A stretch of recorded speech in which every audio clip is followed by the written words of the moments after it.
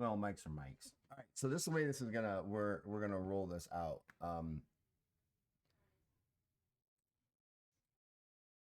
When we get ready to do this, I'll just introduce us. I'll get started. I'll start with introducing obviously myself.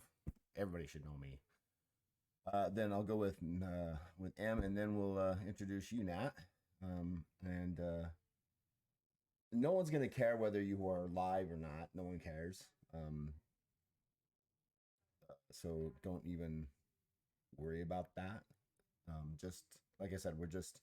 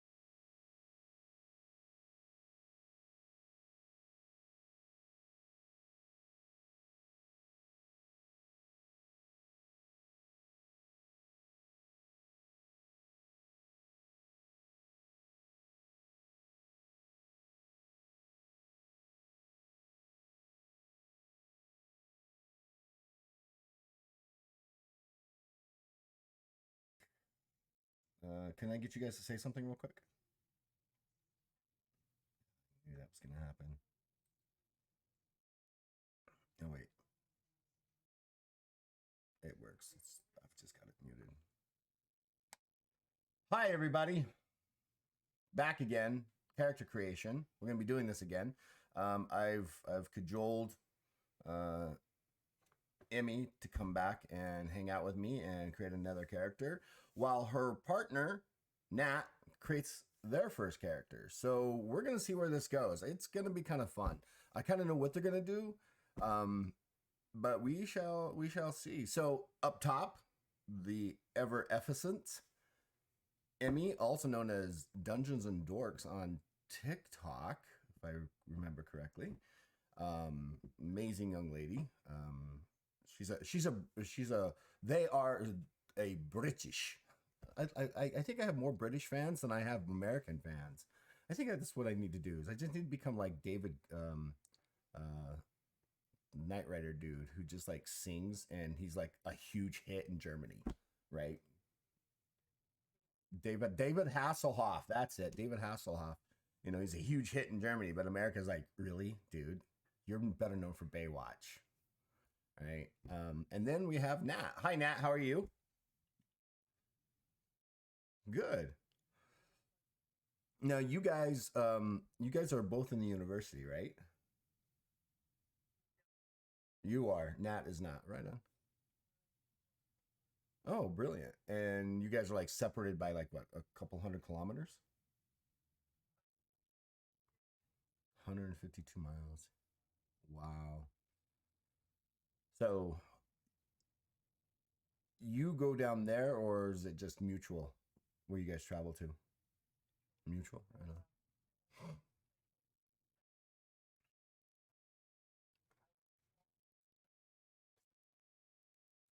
Yeah, and I heard that you got to meet everybody.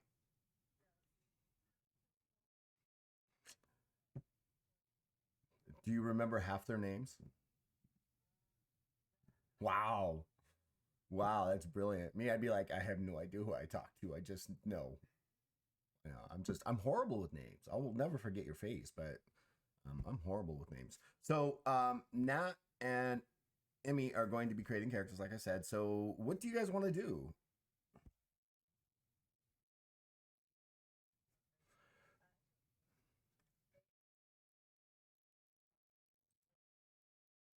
A Balian?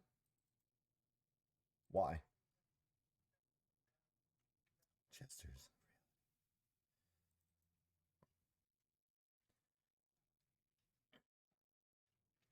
So that means you're probably going to go with a Jinhur caster. A Jinhur, yeah. Jinhu is actually the internal energies, right? It's not like divine casting or spell casting where it's like arcane formulas or relying on somebody else. They create their own reality, for all intents and purposes, with their capability. But with that, be warned, the paths of the Jinhur are much more difficult to attain because of that. Um, Technically speaking. And then let's see here. I'm going to create another one. What's up twice? No, I can only open up once. And we will save it. And then Emmy, what do you want to do?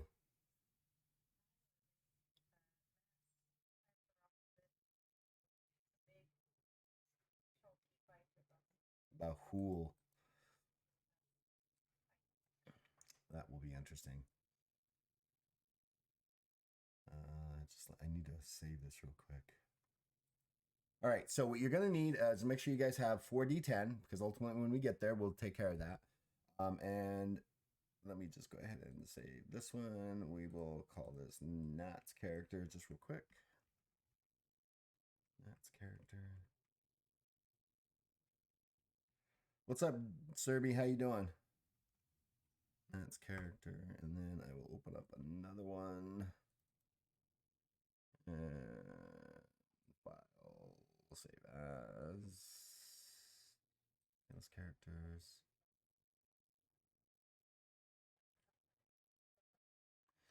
Yeah, so the Legends of Kralis system, it basically takes the since you play vampire, it basically takes the D10 pool dice system with all the number of successes that you have and crunches it down to a 2D10 roll under system where you count successes or pips, right? The same kind of concept. Um, it just I liked I like dice pools. I think dice pools are fun, but if you have to like throw 20 dice and you have to figure them all out, that takes a second or two.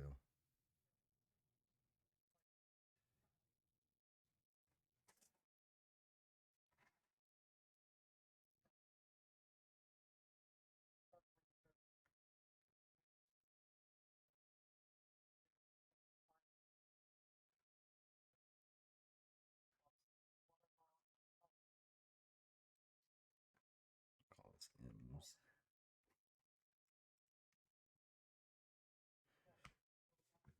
All right, so what we're gonna go ahead and do this. I've actually rolled up 3 characters at one time with people, and it takes a little bit longer, but not too much longer. And since Emmy is a natural pro at this now, rolling up her second character, um, so Emmy's going to be the next hilarious game master coming soon to your table. Look at her, she's like, no. All right, so since you guys already know what species you're gonna do, let's go ahead and jump to the species. That's gonna start on page 19 for anybody who is not familiar with this. We go through a bunch of species.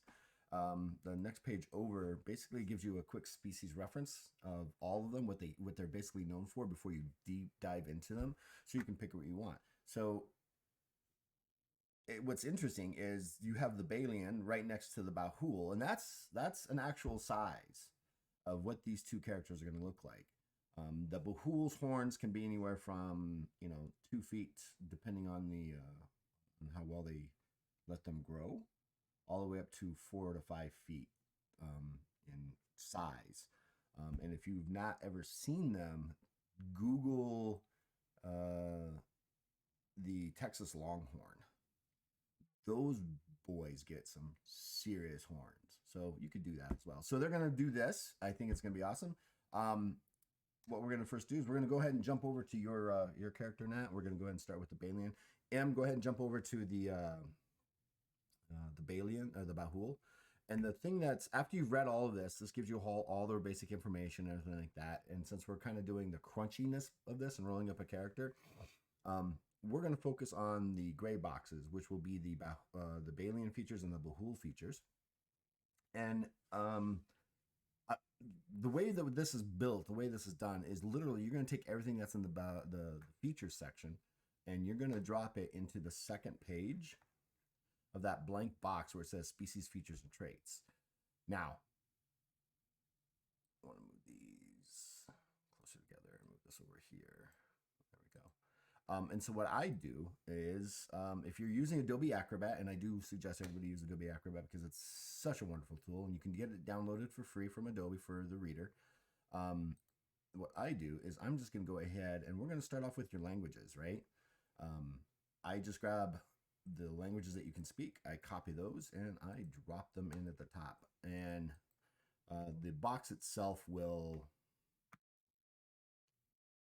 make itself work well for you, right? It'll shrink things down so you can get it all in there.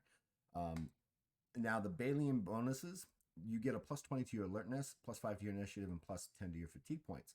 So on your first part of your character sheet, under skills, go ahead and put a +20 there. We'll fill those out in a little bit when we get ready to generate skills. And you should be following pretty close to that. If you have any issues, stop, and I can go back and forth between both of you guys real quick. And then you gain a +5 to your initiative. So up at the top, there's a miscellaneous modifier at the very top for your initiative. Just go ahead and put the 5 there, and you gain an additional 10 fatigue points. Just drop the 10 in there. And we do this, we build it this way because we're going to add to it. That way we don't lose any information. We don't have to do book flipping back and forth. The way I've laid out the book, I hope, is that you can go from one section to another section to another section without book flipping. But we tend to also forget when we do this to pick their names and those kind of things. But before we do that, before we go on from the species, we'll pick names. the next thing you're going to do is you're going to take enhanced evasion. I am a horrible speaker. I'll tell you what. I'm glad somebody does. So I'll just take the title, and then I'll just do a +5 for every 2 ranks to physical defense. And I will just pop it in there. Now we abbreviate physical defense to PD. That way it's just easier. Well, it's not necessarily easier, it just takes up less space. And then claws. You have these tiny little claws. They're so cute.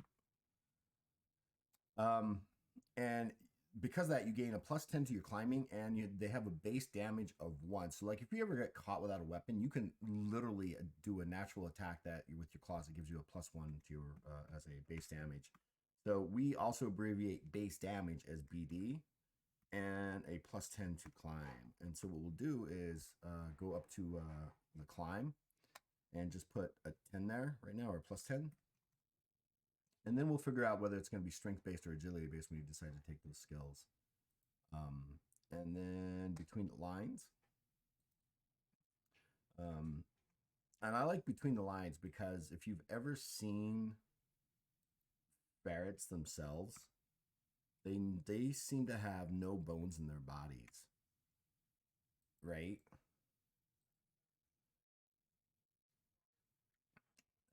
So between the lines allows you to suffer no penalties if you're in cramped quarters, which is interesting. And so this is why this is really cool that you're doing a large species, M, and you're doing a smaller species, is you both can sit in the same square. There is no like you have to sit to the side. They can literally either stand on top of you or stand underneath you or stand beside you, because a large creature and a small creature can occupy the same space at the same time. Which is cool. Cramped quarters. I think it's cool. But I'm biased. But I'm biased. I'm very biased. Technophobe, though. You are a technophobe. There's a 25% chance that when you try to use technology, it will fail on you. Chance. Until you actually need it, and you're like, oh no.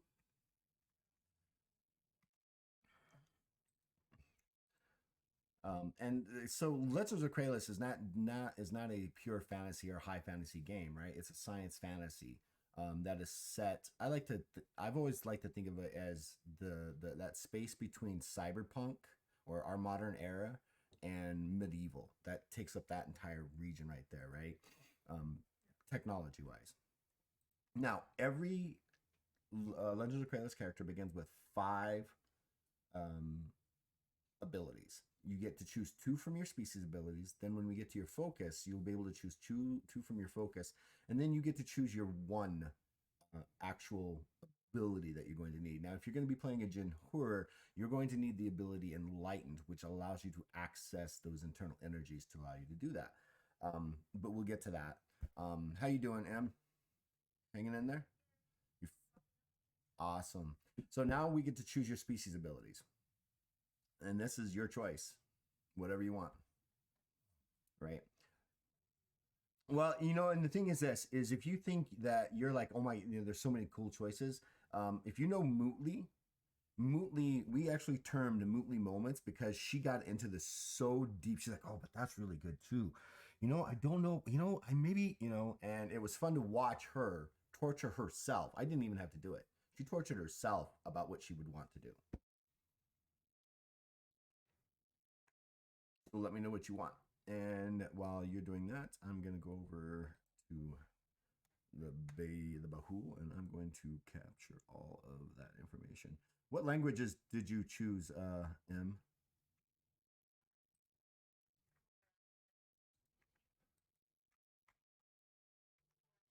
Korshan, right on.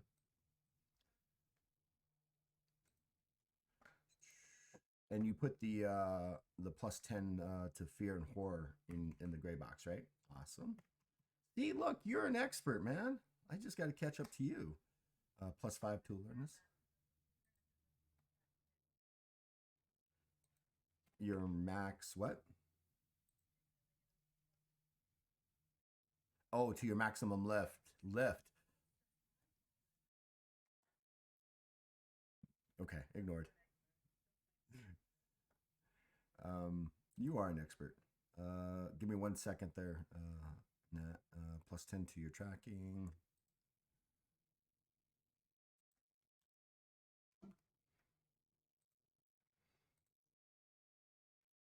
+200 max lift.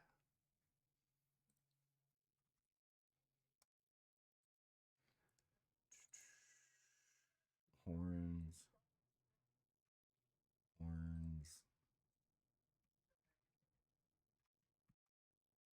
Yeah, take your time. It's no rush. Just hanging out. 3 BD. Well, what's interesting is you'll have this focus of this character, like you want to play this, and M can actually testify to this. It changes as you get through this. Like, I really want to do this, and it changes. It'll still be pretty much the same, but the way you've created it changes, I think. Hoof attack.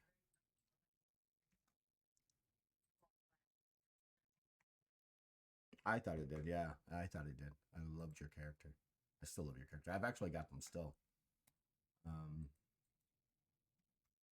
2BD for that. Base damage, hoof.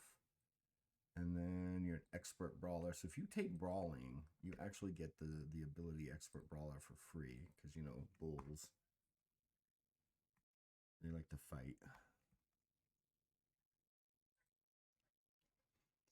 All right, so what species abilities do you think you're going to take, Nat? Were you still thinking? All right, M, what about you?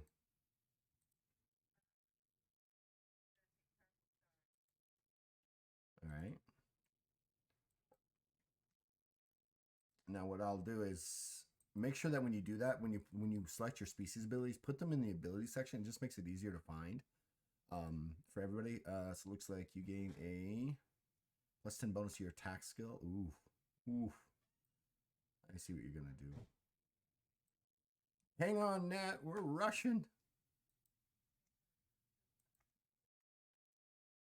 Zooming. That's interesting. And the other one?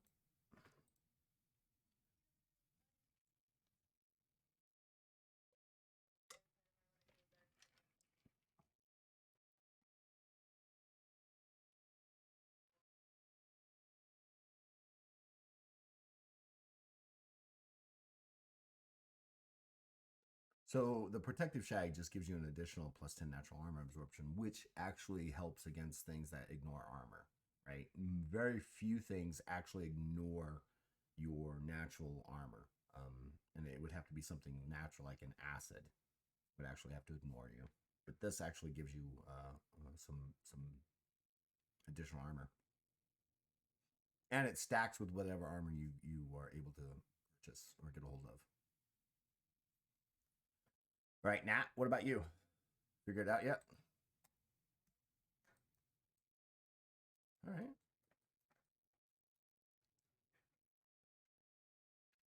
So since you're going to go with a Jinhur, I would actually suggest going with Kai Talent.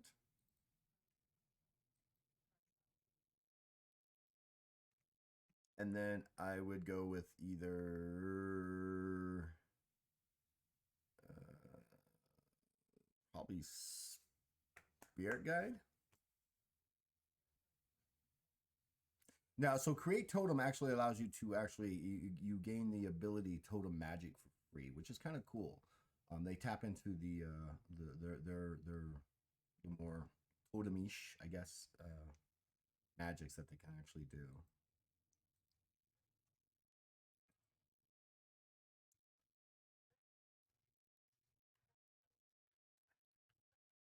All right.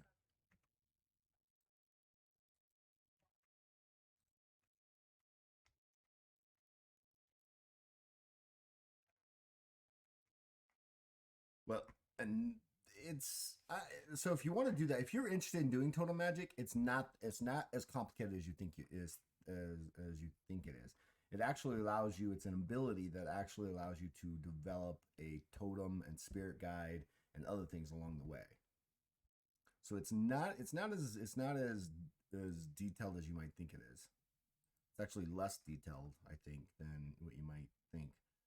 So with your high talent, let's go ahead and put a +10 bonus to your Jinhu discipline. Yep.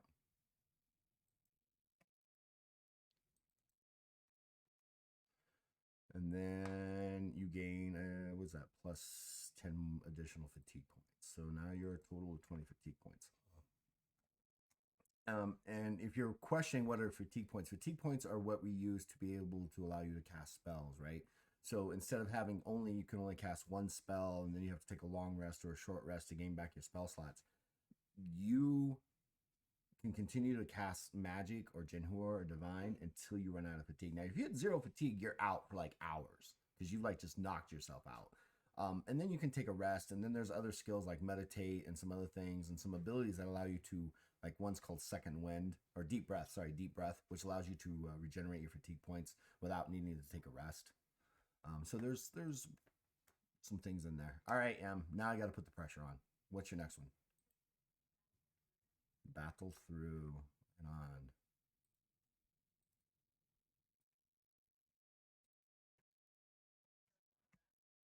And just keep on going. That's what that is meant to do. This character. Side. Battle through. And so this gives you, whenever you become beaten, you gain a +15 to your attack skills. So basically don't piss you off is basically what this does, right? Yeah, don't, yeah. Eyes turn red. You get that Bugs Bunny stare.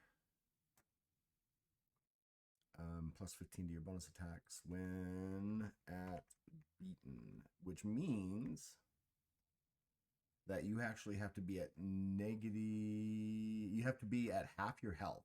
So between half your health score, until you are 0, you gain this +15 attack. So it basically kind of wipes out most of the penalties that you would have for being at half health. So it's kind of cool.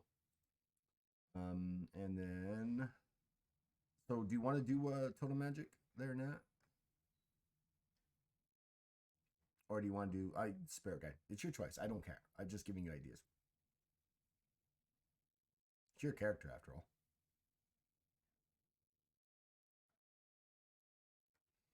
Right, create totem. And we will get to that as we get to the abilities. So gain totem magic 3.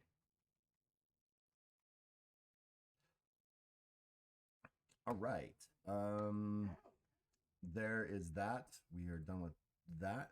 So we are essentially done with this part of your character creation. But before we leave, go ahead and pick a name if you want.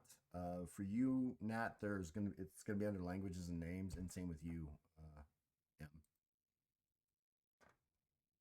Now, a lot of people, what they've done is they've looked at the names and gone, you know what, I really want to use the language that's part of the language down here, and they've actually created their own name based off of the languages or the words for the languages that I've got listed for some of the basic common words.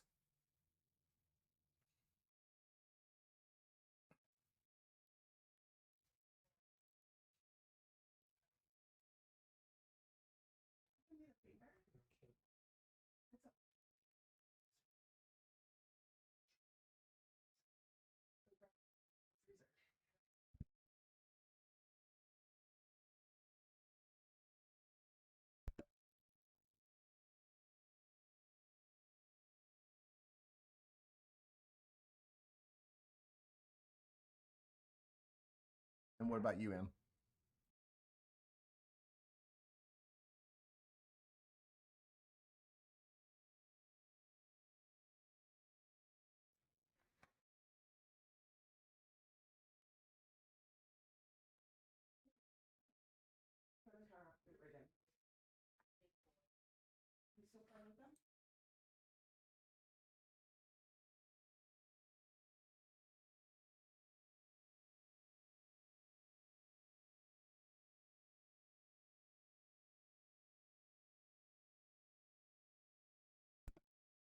So give me 1 second, actually. Let me see what I can do here. Let me get over to that part of my hard drive. And I think because I just didn't put it in here, obviously. But something that's really unique. Well, not unique. All 15 species have their own languages, and I've got the actual what they would say big was in their language if it was English. So let me just pull that up real quick. So all 15 languages have a translated dictionary of just about 25 to 3,000 words for each species. So I will eventually be putting that out there sometime soon. Maybe. Let's see. Gotta find it. Languages. There's languages. Languages. Tacket. Tacket. Oh, gotta go back over here. Where's that tacket? It's PNG. Just gotta find it. I gotta find the.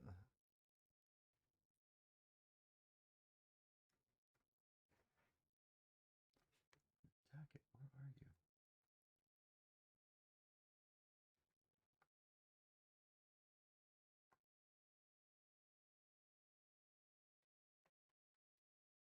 Where'd you go? You should be right here. I think I may have misplaced it. Because you should be right here. Yeah. You should be right there. All right, give me two shakes of a lamb's tail.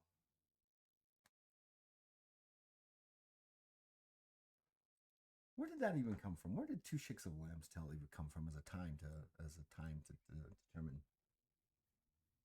determine time, you know? Right. 2 shakes of a lamb's tail. And lambs, if you've ever seen them shake their tail, they shake them pretty quickly, so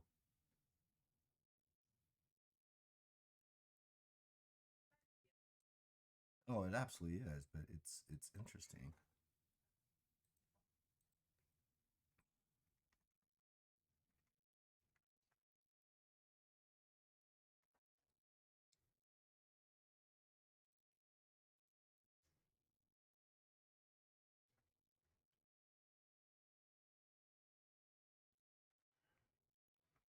Big boy. Give me 1 second. I have animal let in. I'll just go on.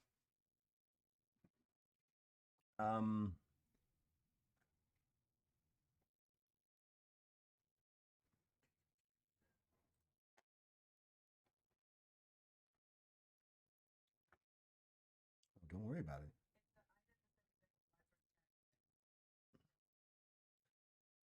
Okay, so I found it. It's Mar. Mhar. Mar. And then boy. Male. Okay, yeah, that works. Yeah. Right.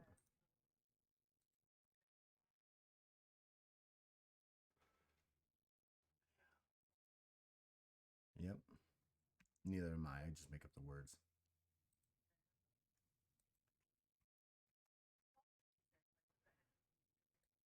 There is a break. And so it'd be Dahin. Dahin. Martihin.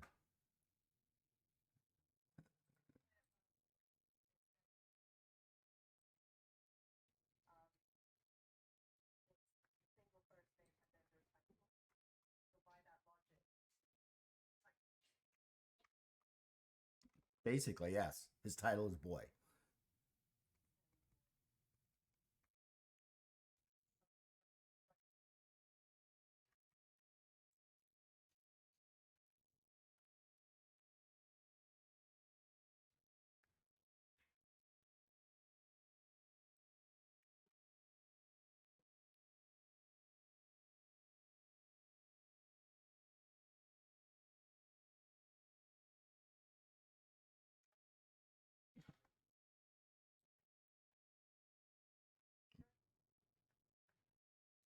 we're really gonna say no.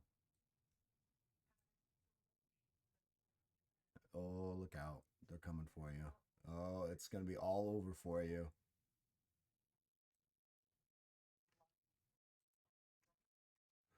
I don't know what you're talking about.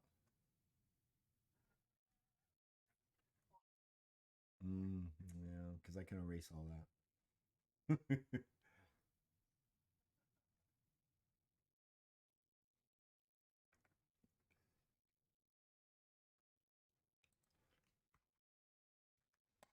All right, there we go. All right, so what's your name gonna be?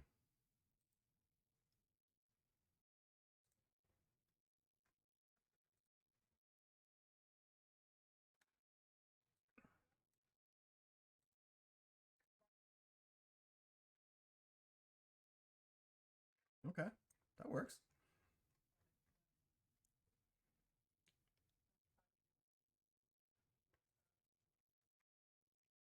Solayak.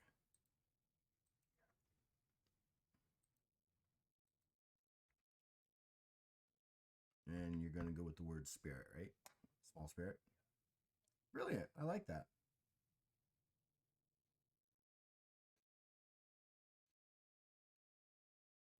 Something is wrong. I just noticed that.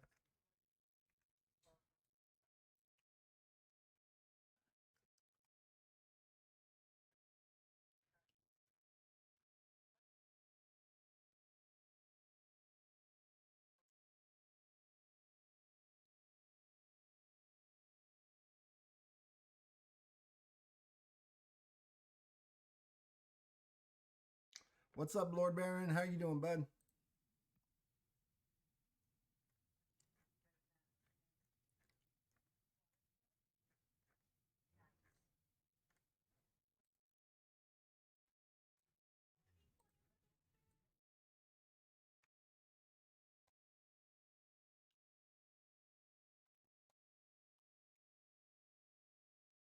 Right. So we've got the most important thing done. Names. Rest is all cherries on top.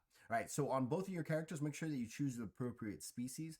M, you're going to need to actually choose a cultural kin as well.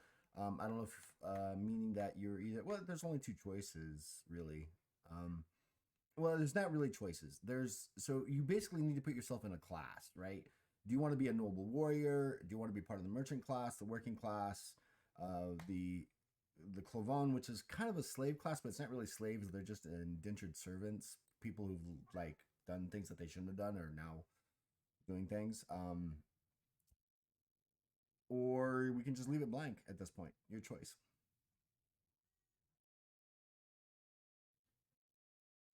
The working class. All right, awesome. Character. There we go.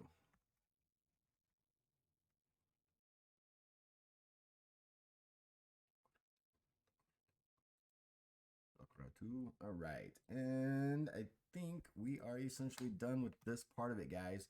We can now jump to page, I think I want to say 57. Yeah, no, 54, page 54. No, still not. Sorry, 53.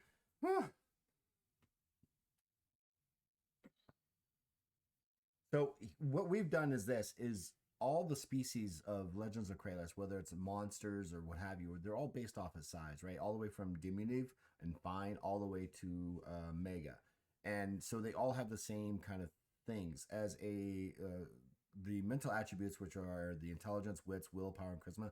Everybody starts out at base of 50. That's literally half of what our scoring system is. So Nat, you're going to actually start off with a base of 40 in your strength and stamina.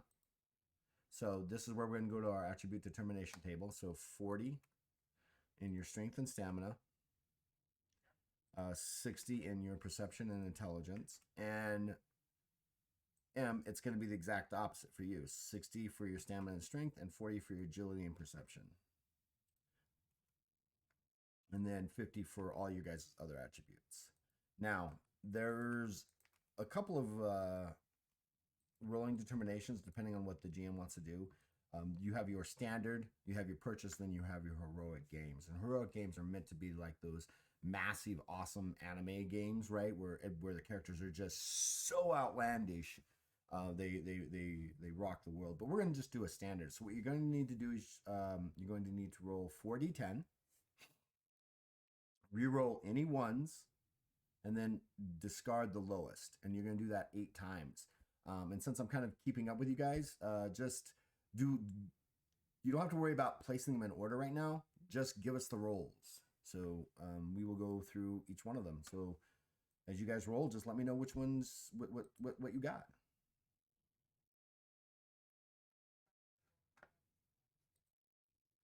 I hate when I do that. Okay, would you roll?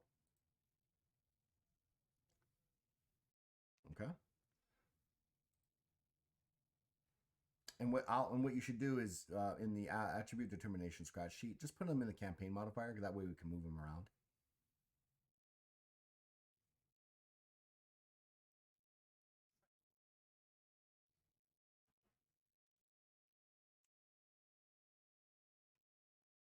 Okay.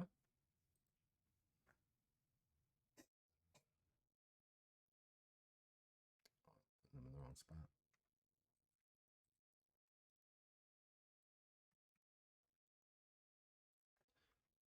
Well, you've already rolled below average with your 14, so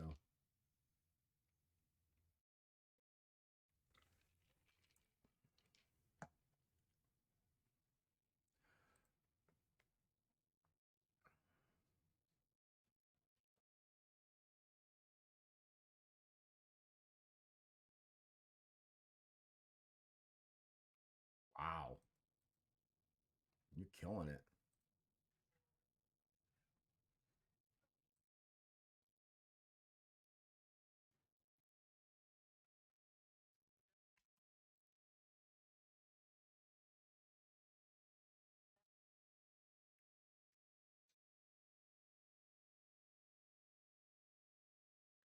Wow, brilliant.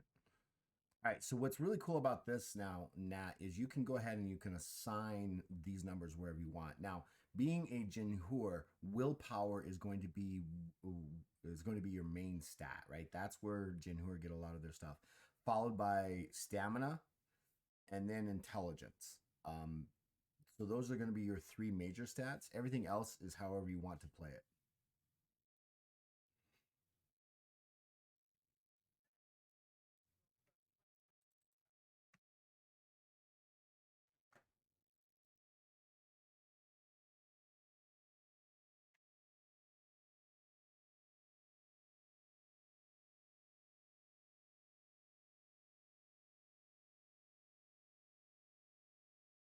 24.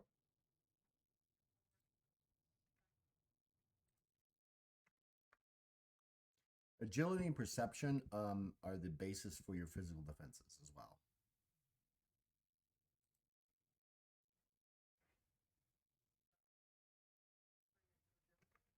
Okay.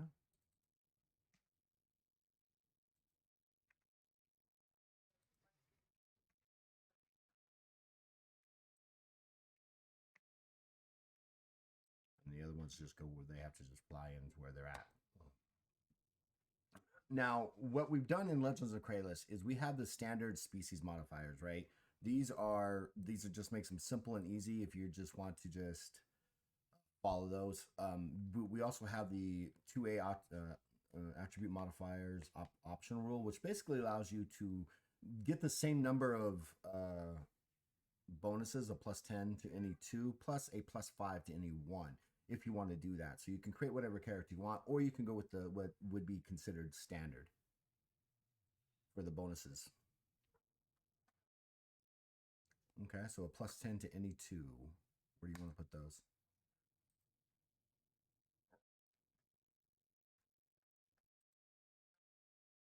Okay, and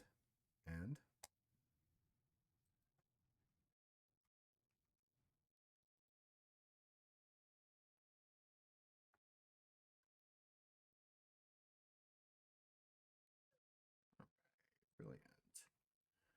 All right, and then we'll get to focuses when we do that. All right, Nat. I mean, Em, it's all your turn.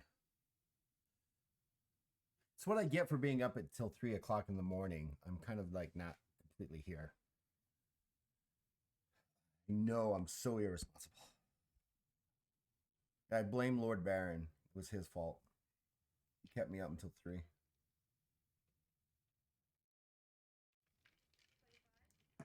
Okay.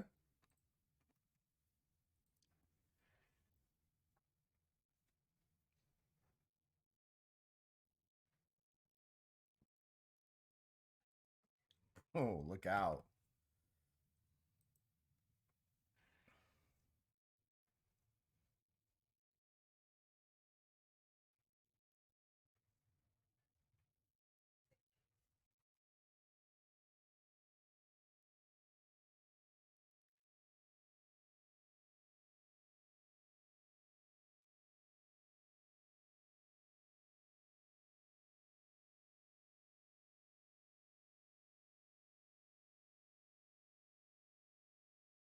Okay.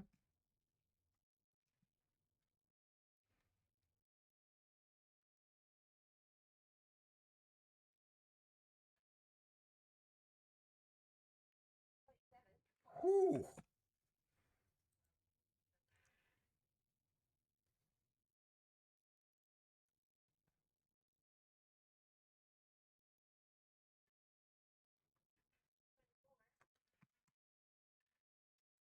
Every roll that you've had has been above average and significant averages in other ones. So that's awesome.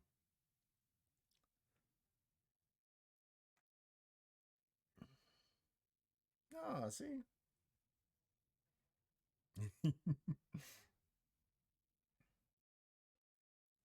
And the last one.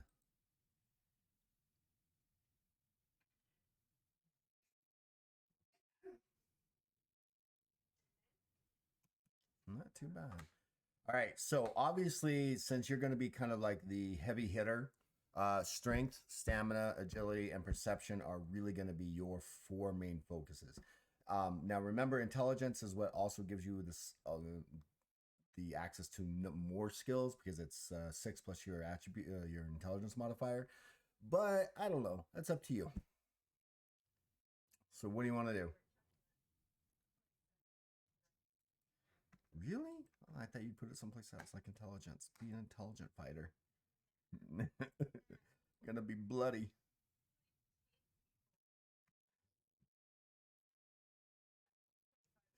Well, especially since when you're playing D&D, all of you have a negative in your intelligence.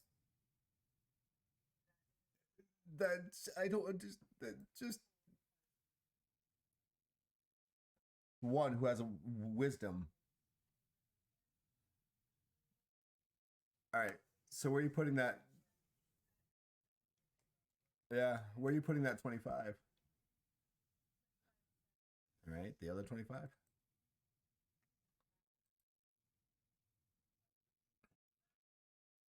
You know, M's gonna put 16 in intelligence. You know that's what's gonna happen here.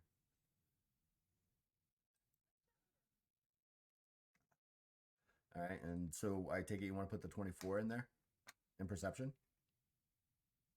All right, all right. Now the fun part. Are you smarter than a fifth grader? Okay.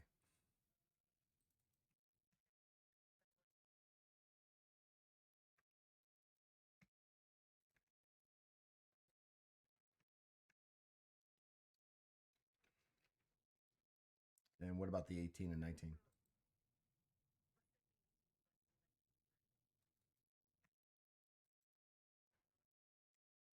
Brilliant.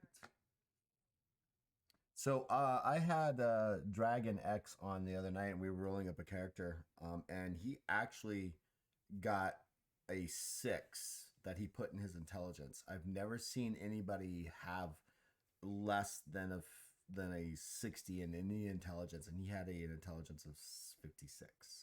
The only thing he could have done worse is rolled ones, but you get to re-roll those at least once. So yeah, it was incredible. All right, so your species modifier, what do you want to do?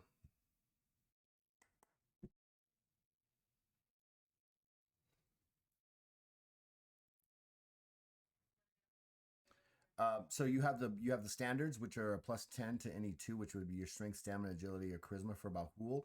Or you can take two +10s and a +5 and assign them anywhere.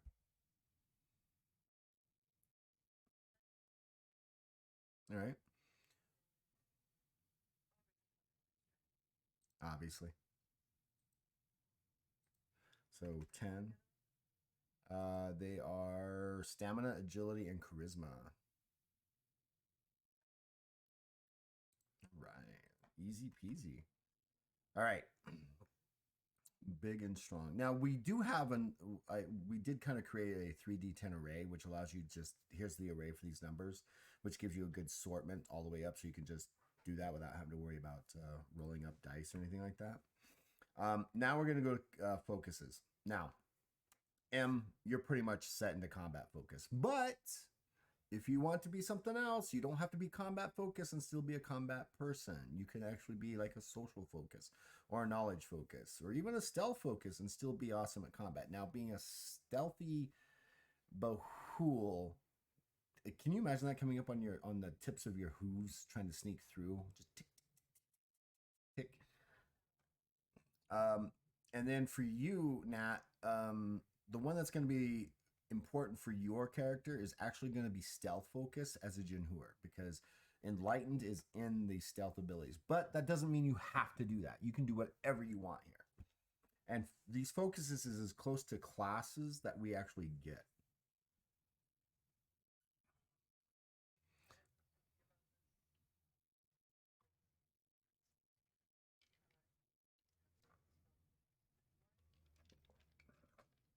Okay, brilliant.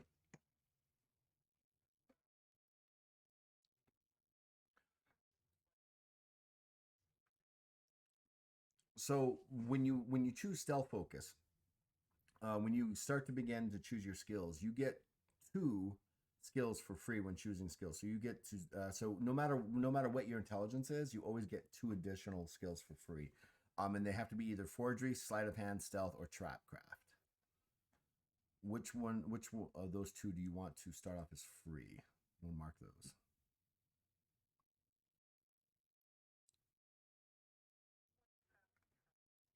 All right, so I'm just going to put an F in both of those, just so we know that those are free, and when we get ready to adjust those.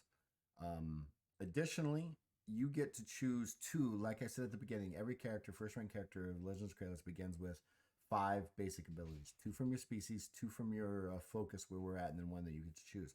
So in bonus abilities, choose 2 of those. Now, if you have it open in Adobe Acrobat, you can just click on those and it'll take you to that particular page so you can take a read. And then just come back to page either 55 or 64, depending on how you read the document. So go ahead and choose those. Take a minute and look at those. And M, what are we doing? Really? Knowledge? Oh, all right. So what's really kind of cool about being a combat focus is any weapon that you pick up. So how to put this correctly? If you do not take a specific weapon or a skill that's not trained, you can try it in regular play as a untrained skill.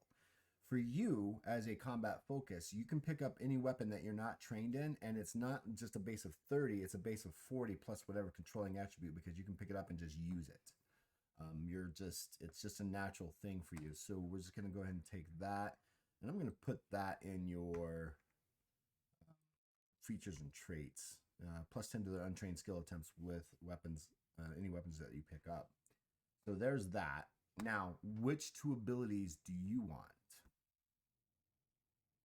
This is another hard. It's not really a hard decision, but if you need to weigh it out.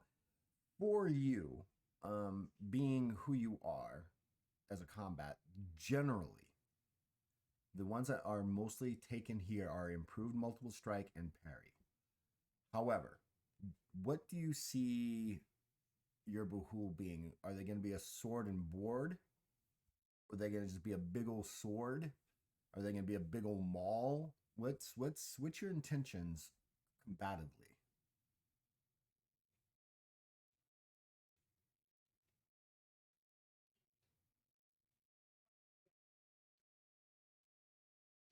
Okay, so combative leap and acrobat fighter are out of choice. Got it. Um, so then there's also battle sense and battle cry, which allows you to enhance your capabilities when you actually get into battle. Um, discover flaw allows you to actually discover a chink in someone's defenses or armor. Don't think act means that I think that's the one that through that's the use of this ability by sacrificing intelligence for 5 turns. You gain a +5 bonus to your attack skill per intelligence modifier. So don't think act, and you have to have an intelligence 65, but it does require 25 fatigue to use. So basically, with your character, you have a possible intelligence of, see here, what did we say, 50, 66? Yeah, so 66. So if we put that in now, yeah, you will gain for the next 5 turns a +15 to your attack skill, but you can't use any of your intelligence based skills during this time. Right? All right. So there's that ability if you so want. But like I said, the ones that tend to be used are the improved multiple strike and the parry.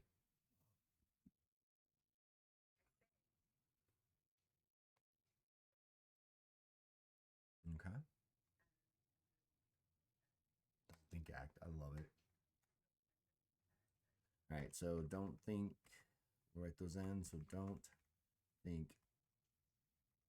Think act. Gain +5 for int mod for 5 turns. Costs 25 fatigue though. You literally are, yeah, which is good. I mean, most fighters don't, and combative people don't use their fatigue except to avoid taking damage and falling. And then improve multiple strike. Now, what's important about improved multiple strike, when you get ready to multiple, if I can spell correctly, when normally you can attack a certain number of times. You can actually, once you get to a certain level, you can actually attack up to 10 times in a turn, maximum.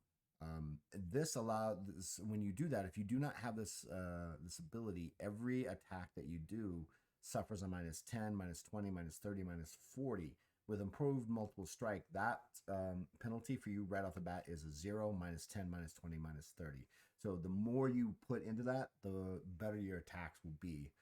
Because it's based off the idea that that first attack's a good attack, and then as you start getting into it, you start to get a little sloppy. You're not as accurate, and this reduces that penalty all the way through that. So reduce multiple attack penalties.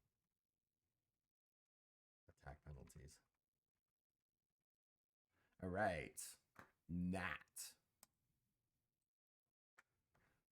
What have you been looking at? Something in my eye.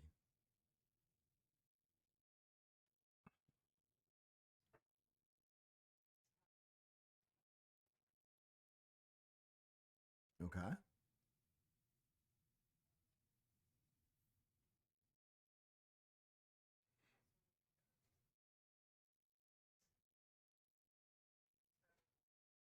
Shadow data. All right.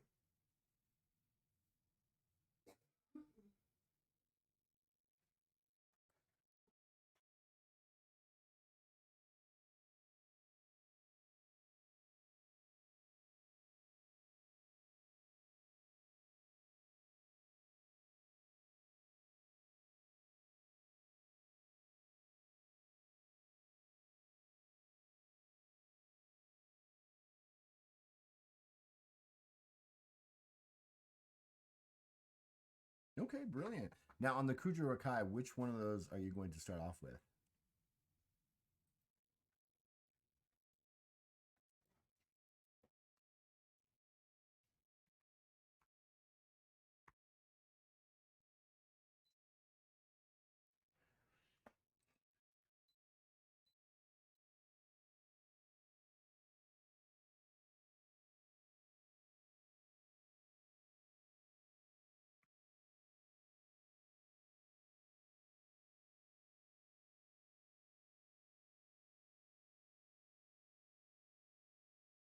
Okay.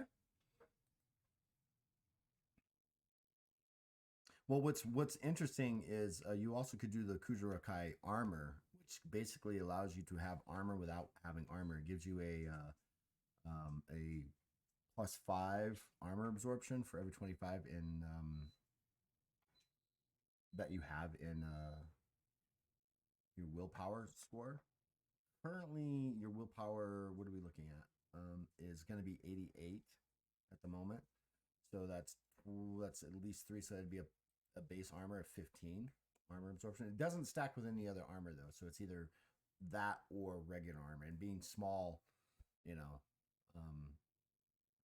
it's your choice.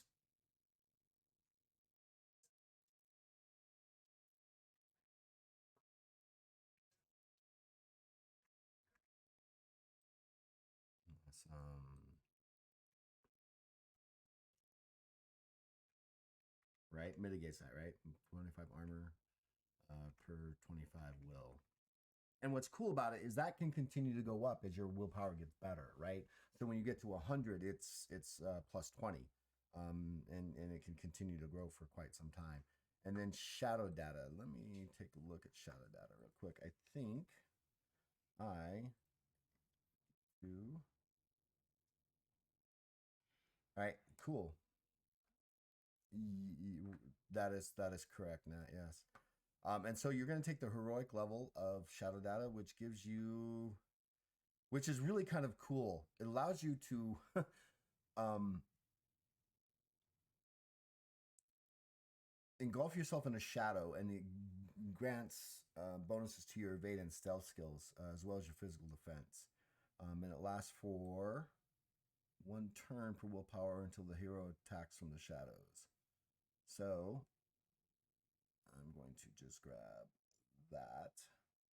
Now there is, was it shadow manipulation, shadowcraft? Yeah.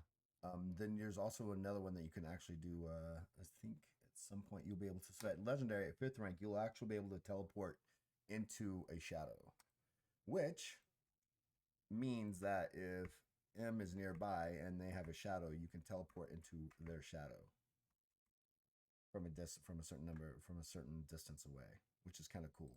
Because as long as their shadow is big enough to fit you, you can teleport into it, which a lot of right? Which a lot, and so a lot of thieves end up taking this because they want to be able to teleport into shadows behind somebody, and it works. All right, so we are almost done here. M on yours. Let's see here. You also gain a +10 health and +5 physical defense. So make sure you put that in there. +10 health and then a +5 in your physical. I just put that in the mod, and then Nat. For you, you gain +10 fatigue points. So your base is at 30 already. And you gain 2d10 silver, 2d10 times 20 in silver pieces. Do you want to roll that or do you want me to roll it?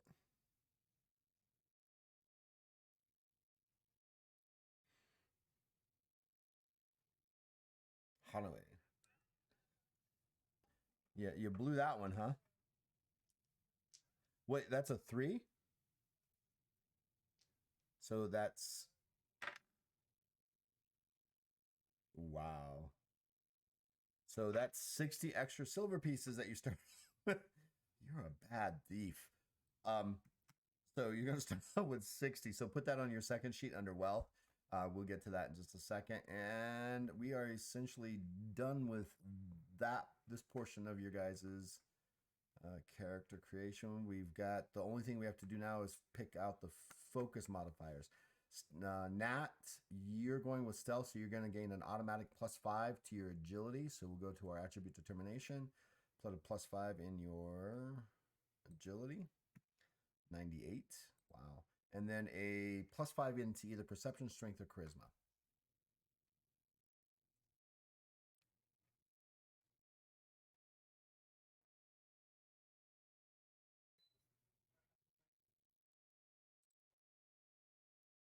Right. All right, M. +5 right to your stamina right off the bat. And then you get a +5 to either strength, agility, or perception. Let me guess. Strength? I just wanted to make 102 is for your strength. All right, so now all we have to do now is copy and paste the attributes into your guys' character sheets. They will automatically generate all the appropriate relative information.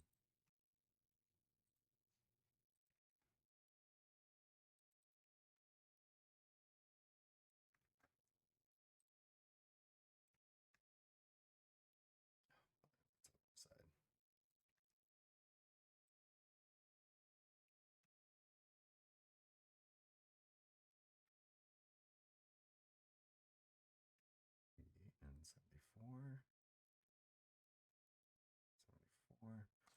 All right, and now M's character, 102 strength. I haven't seen that for a long time. That gives you a strength modifier bonus of +10 right off the bat. That's awesome. Stamina. And actually, perception is actually your lowest score. At 64.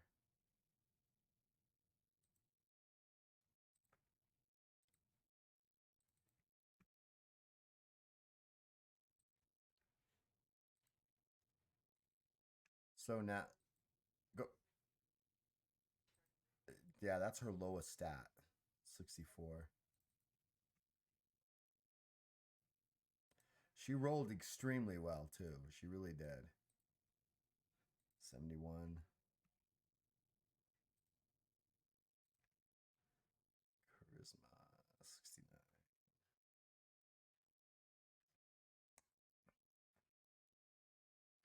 Okay.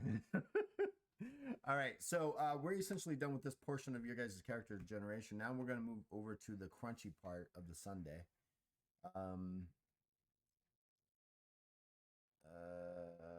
We're going to start on page 57. So health points are very, very important in Legends of Kralis. Unlike Dungeons and Dragons and other systems where you can keep going until you hit 0 and then you have to make death saves and maybe you pass out. Legends of Kralis, the more you get hurt, the worse you become. So at half health, you're at -3 successes to anything that you want to do. At quarter health, you're at -6 successes to anything you want to do. At 0, you're allowed to make a stamina check that we call holding 0. If you succeed with that, you can continue to do something, but you will continue to bleed out until you fail that, and then you pass out, and then you start bleeding to death. And once you reach your stamina score, and in M's case, it'll never happen, that's when you actually physically die, when your character actually just dies at that point. So your size, Nat, is going to be a base of 20 plus your stamina modifier and your willpower modifier. So that's 29. Don't get hit. For M, it's going to be 60 plus your stamina and your willpower. So that's going to be 74. Plus 10, so you got 84 total health points to begin with. So you can take a little bit more damage than but just understand though, a lucky critical strike can bring you down like that. It's just you could have the best health and someone gets like the out of print GM on one of the last battles that he did got 33 successes worth of damage. Times 5, that's 185 points of damage that he did in one strike. Right? But it wasn't.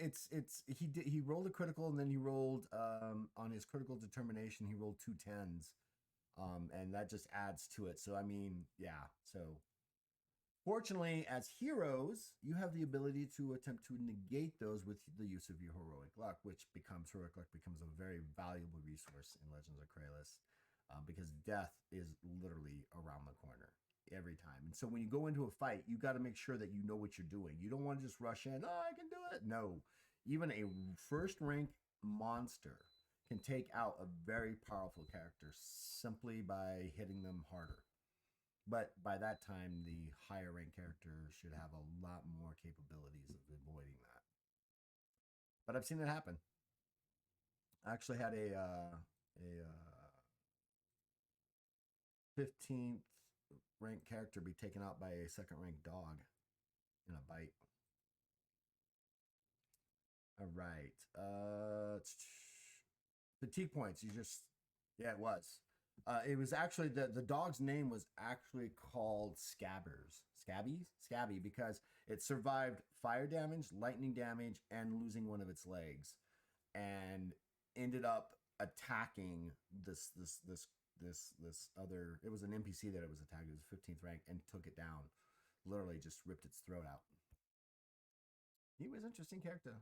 Yeah, Scabby was an interesting dog. He was one of those dogs that looked like, was missing most of his fur, had like a really bad skin condition. Like, it's the ugliest dog, but dang, just right. Just like, oh my God.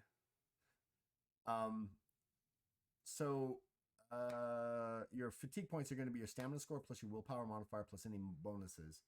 So in Nat's case, that's going to be 64, 94 fatigue. Where'd this screen go? I don't understand.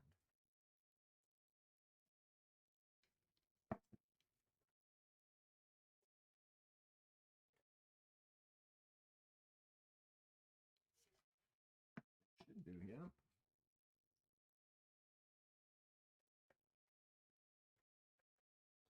And of course, technology. I've lost one of my screens. There, it's coming back now. Gotta love technology. First world problems, right? I'd always assume that's gonna fail. For you, M, you're gonna 104 fatigue. It's a bonus of being big. You got a lot of stamina. Your defenses, your defenses. Your physical defense is going to be 30 plus your perception and your agility modifier. So Nat, that's going to be 3944 for you. M, that's going to be 3540 altogether because you got that +5 bonus, fortunately. Magic defense is 30 plus your intelligence modifier plus your stamina modifier. So Nat, for you, it's going to be 35, 37. M, it's going to be 30, 43. Is that right?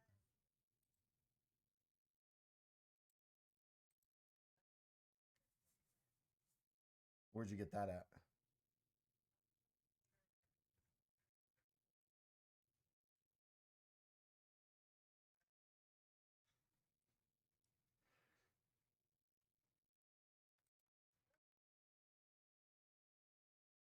I don't know where you got that because it's.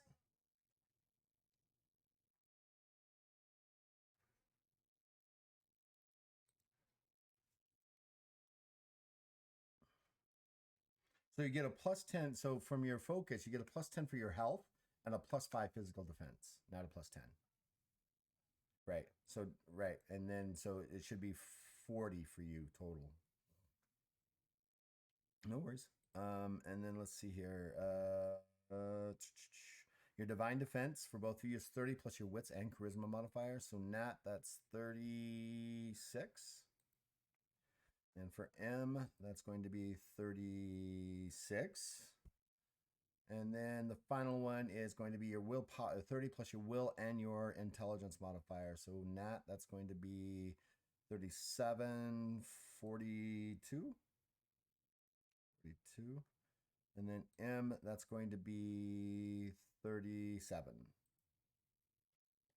All right. We are done with that. That's probably the crunchiest part of that right there. That right there, figuring those things out. So now you have your movement. So on the very top of your character, Nat, your base movement is 10.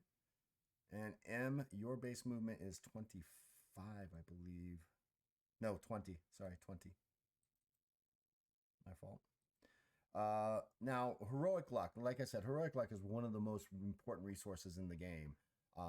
It starts off at a base of whatever your charisma modifier is. We consider charisma our luck attribute. So Nat, you'll start off with 4, and Mar, you will start off with 3. There you go, Emmy. And then your age. I don't care what you do with your age on these. Some people like to roll them out. Some people go average. So your starting age and your height and weight is up to you. You can either roll it out or say, you know what, I'm going to go average and just figure that out.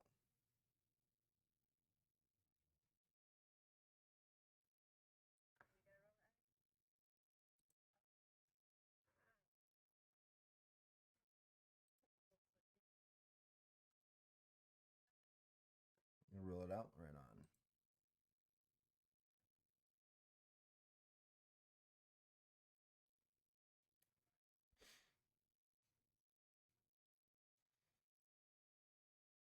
I do have to say thank you to you, M, because your TikTok and your Discord actually got me some additional followers. So thank you on Twitch. I appreciate that.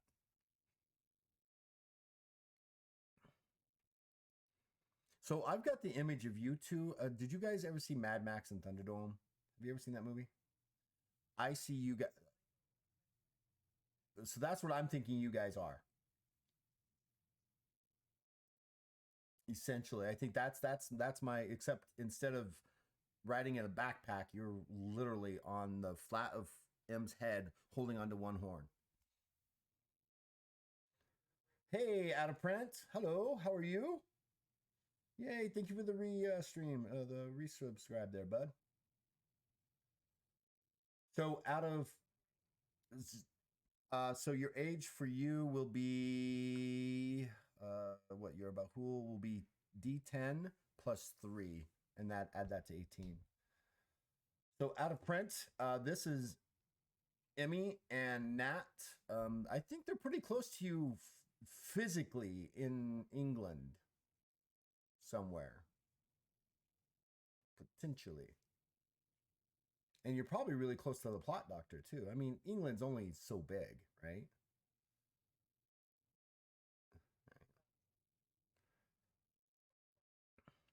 So what's your age, M? So you rolled an 11. So right, so you're 29. It's going to be on your second page. And Nat, what about you? So 7, 22. God, you're old. You're old for a Balian. All right. Your height and weight. So M is 2d10 in inches.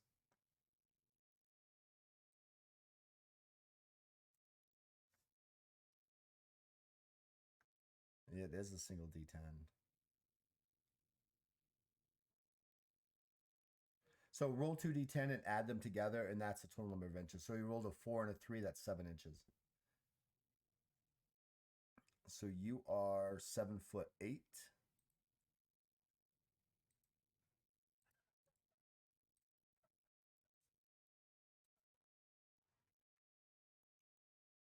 You are 3'4". You're still itty bitty.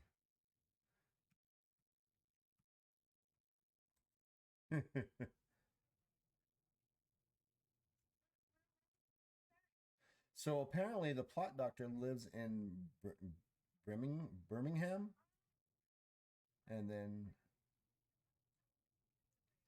then out of print lives in the Wakefield, Yorkshire. I don't know where that is.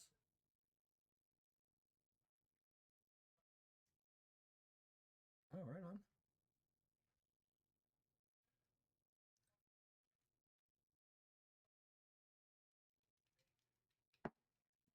They're good lads.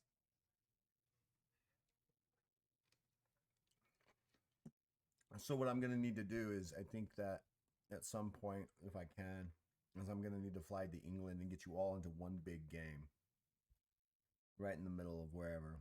Get you guys all up there. It'd be an interesting trip. All right, so your base weight for UM is going to be 300 plus a single D10 times 10. So anywhere from 310 to 400 pounds.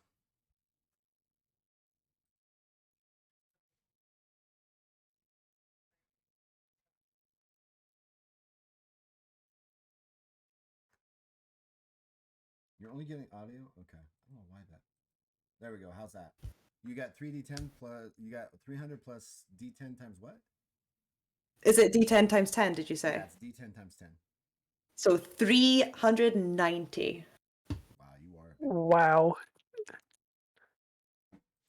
That's Trolls start out at a base weight of 450 pounds. They are the heavy boys of the world.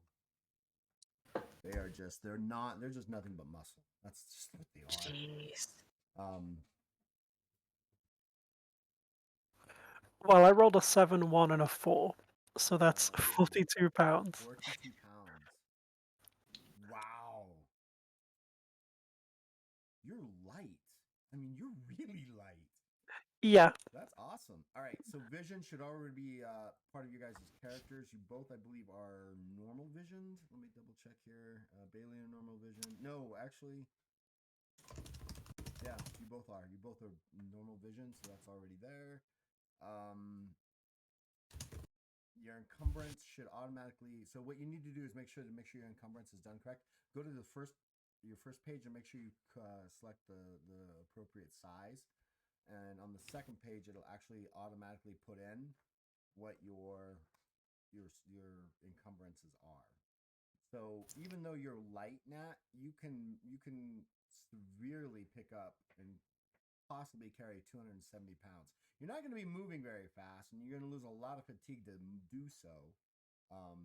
Nat, on the other hand, has got a max lift of 914 pounds. That's insane. A ton. Heavy. Yeah, big. My goodness. Let's see here.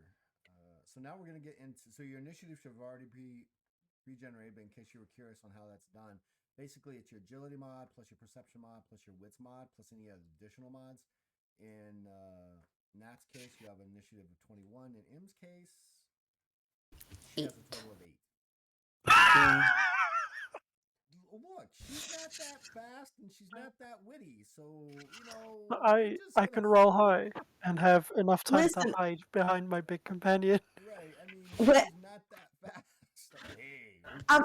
I'm not coming fast, but I'm coming strong. Yeah, you cannot deny that. Somebody. When you hit somebody, you're gonna hurt them. I mean, plus 10 base damage, bonus damage to anything you hit, so that's gonna hurt.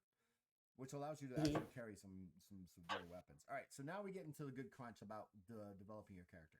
There are 3 philosophies within Legends of Kralis. I got away from the alignment system because it allows for too much stuff, and mechanically there's nothing involved. Within Legends of Kralis, you can either choose to be good, evil, or neutral. 95% of the world are neutral, right? Allows you to do some good, allows you to do some evil, and get away with it. If you choose to be good, or if you choose to be evil, you have to work at it. Priests specifically have to work at it, because if they slip out of the philosophy that their deity believes that they should be, they can actually lose access to all their spells until they come back into it.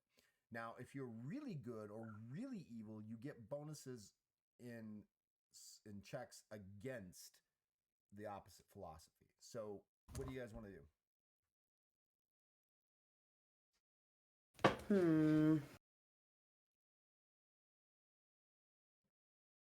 I think Mars going to be neutral, to be honest. It's generally a good, like I said, 95, 99% of the population is neutral, right? I mean, you have to work to be good, and you have to work to be evil. Mar just wants to ram around. Okay. What are you going to do now? also probably neutral, I think. Giving it thought, and I think plus, yeah, a cool plus and minus 0 will be. Right. I mean, you don't get any bonuses. Now you can, if let's say you do a really good deed, you could potentially go from neutral into good, and then you have to Sure. like, oh, now I got to go burn down the orphanage. Get back to neutral. Those kind of things. So that can be kind of fun. All right, so that's show what I heard an I'm just having a look at the bonuses But those are you again. have to be devoted. Yeah, That takes you earning 5 philosophy points per rank. I mean, you have to go out of your way to gain those bonuses. yeah, that would be a lot actually. It is a lot. One of my local players plays a fighter for Hadak, a priest fighter, and he's good. He's devoted good, and he's trying to stay devoted good, and he has to go out of his way to say, "I'm going to go do X and try to do X to gain the." Otherwise, he falls out of devotion and doesn't gain those bonuses. And it's a role playing struggle. It really is. To find it's kind of like, hey, look, there's an old lady crossing the street. Okay, that's worth 1 philosophy point. Okay, I'm gonna go get a whole bunch of them, kind of thing. Right? Get a flock of old ladies, gray hairs. Okay, let's go across the street. I It's like remember, karma. I remember in like 3.5 third edition, if a paladin didn't follow their tenets, you would potentially lose access to your divine magic. Right. So I've come from a background of that sort of role playing being necessary, and I think I may go for neutral, Fair. Fair enough. even All right. though So now we're gonna that's choose some important elements, your aspects and motivations. This is where you guys have to think about what motivates your character, and what's a core aspect of their personality. And these can change, right? So you can choose one on rank 1, and and you start moving. You're like, you know what? I'm just not feeling this particular aspect of this motivation, and you can change it to fit what you're doing. Mechanically, in the Game Master's Guide, you can actually call upon your aspect and your motivation to help give bonuses to you. But if you fail, you are going to suck wind for a very long time.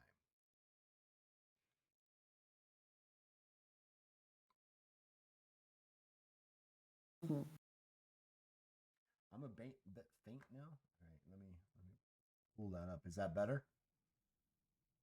I have a lot of house sounds going around, so I kind of turn myself down a little bit.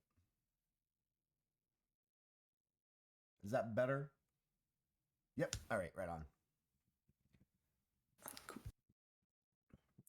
So I'm also in the middle of going through and making sure that the pre-generated characters that are in the back of the book are up to date and everything like that. And it's taking me a minute to go through them because I actually have to build 15 different characters. Ooh. wow.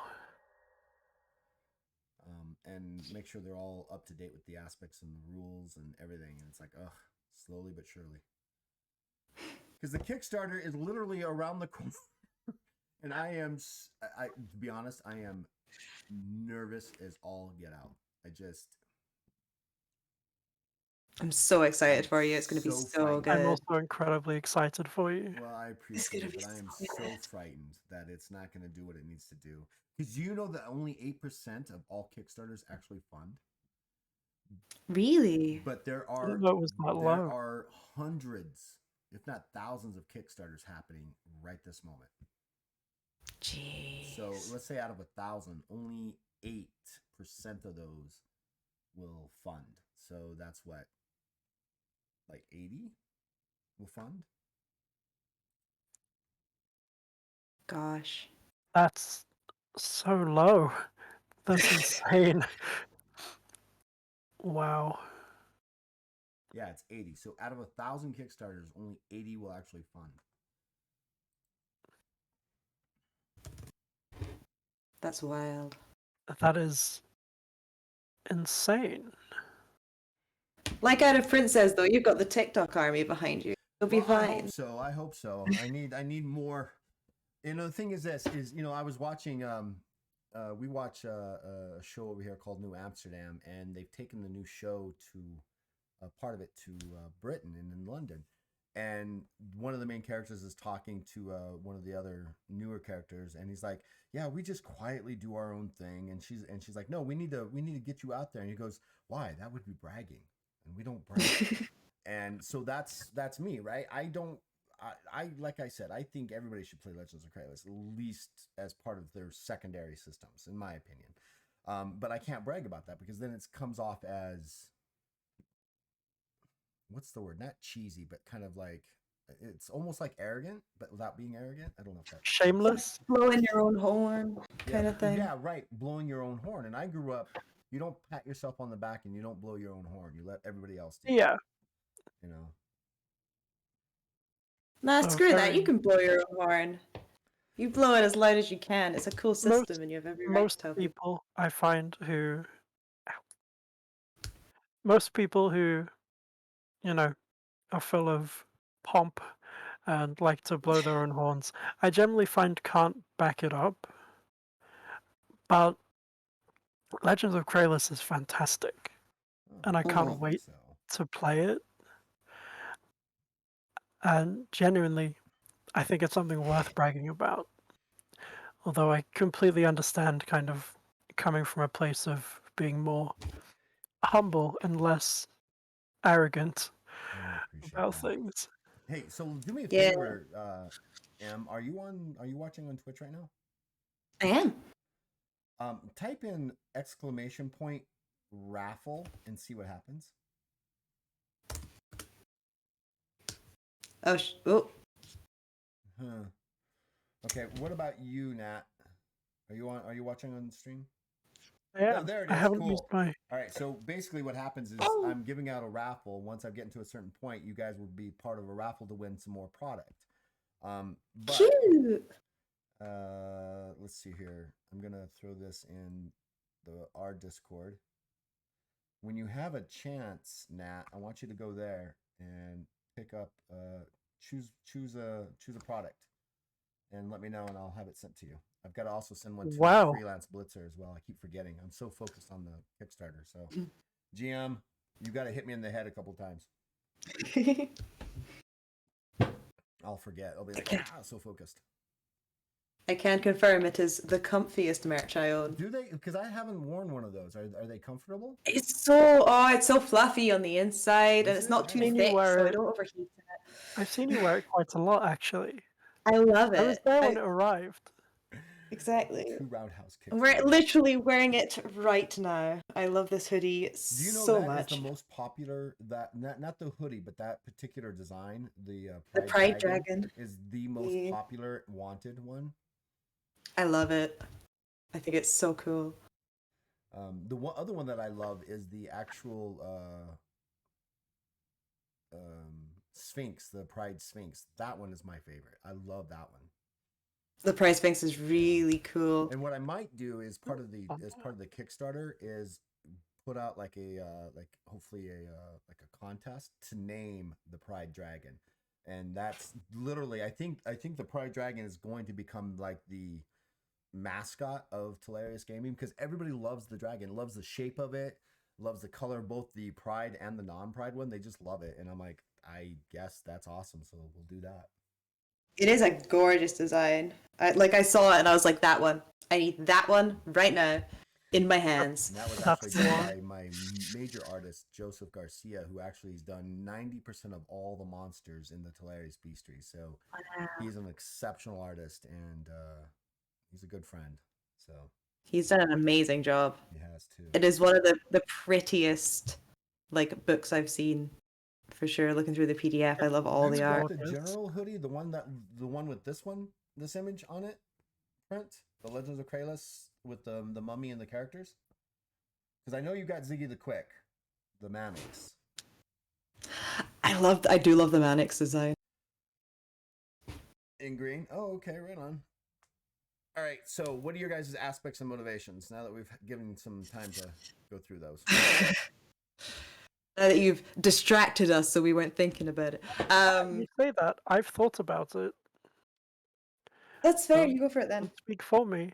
I'm gonna go with the Come on, man. lighthearted aspect. You're gonna go with what aspect? Lighthearted. Lighthearted. All right. And what about your motivation? My motivation is, I think, going to be either obscure knowledge or pacifist.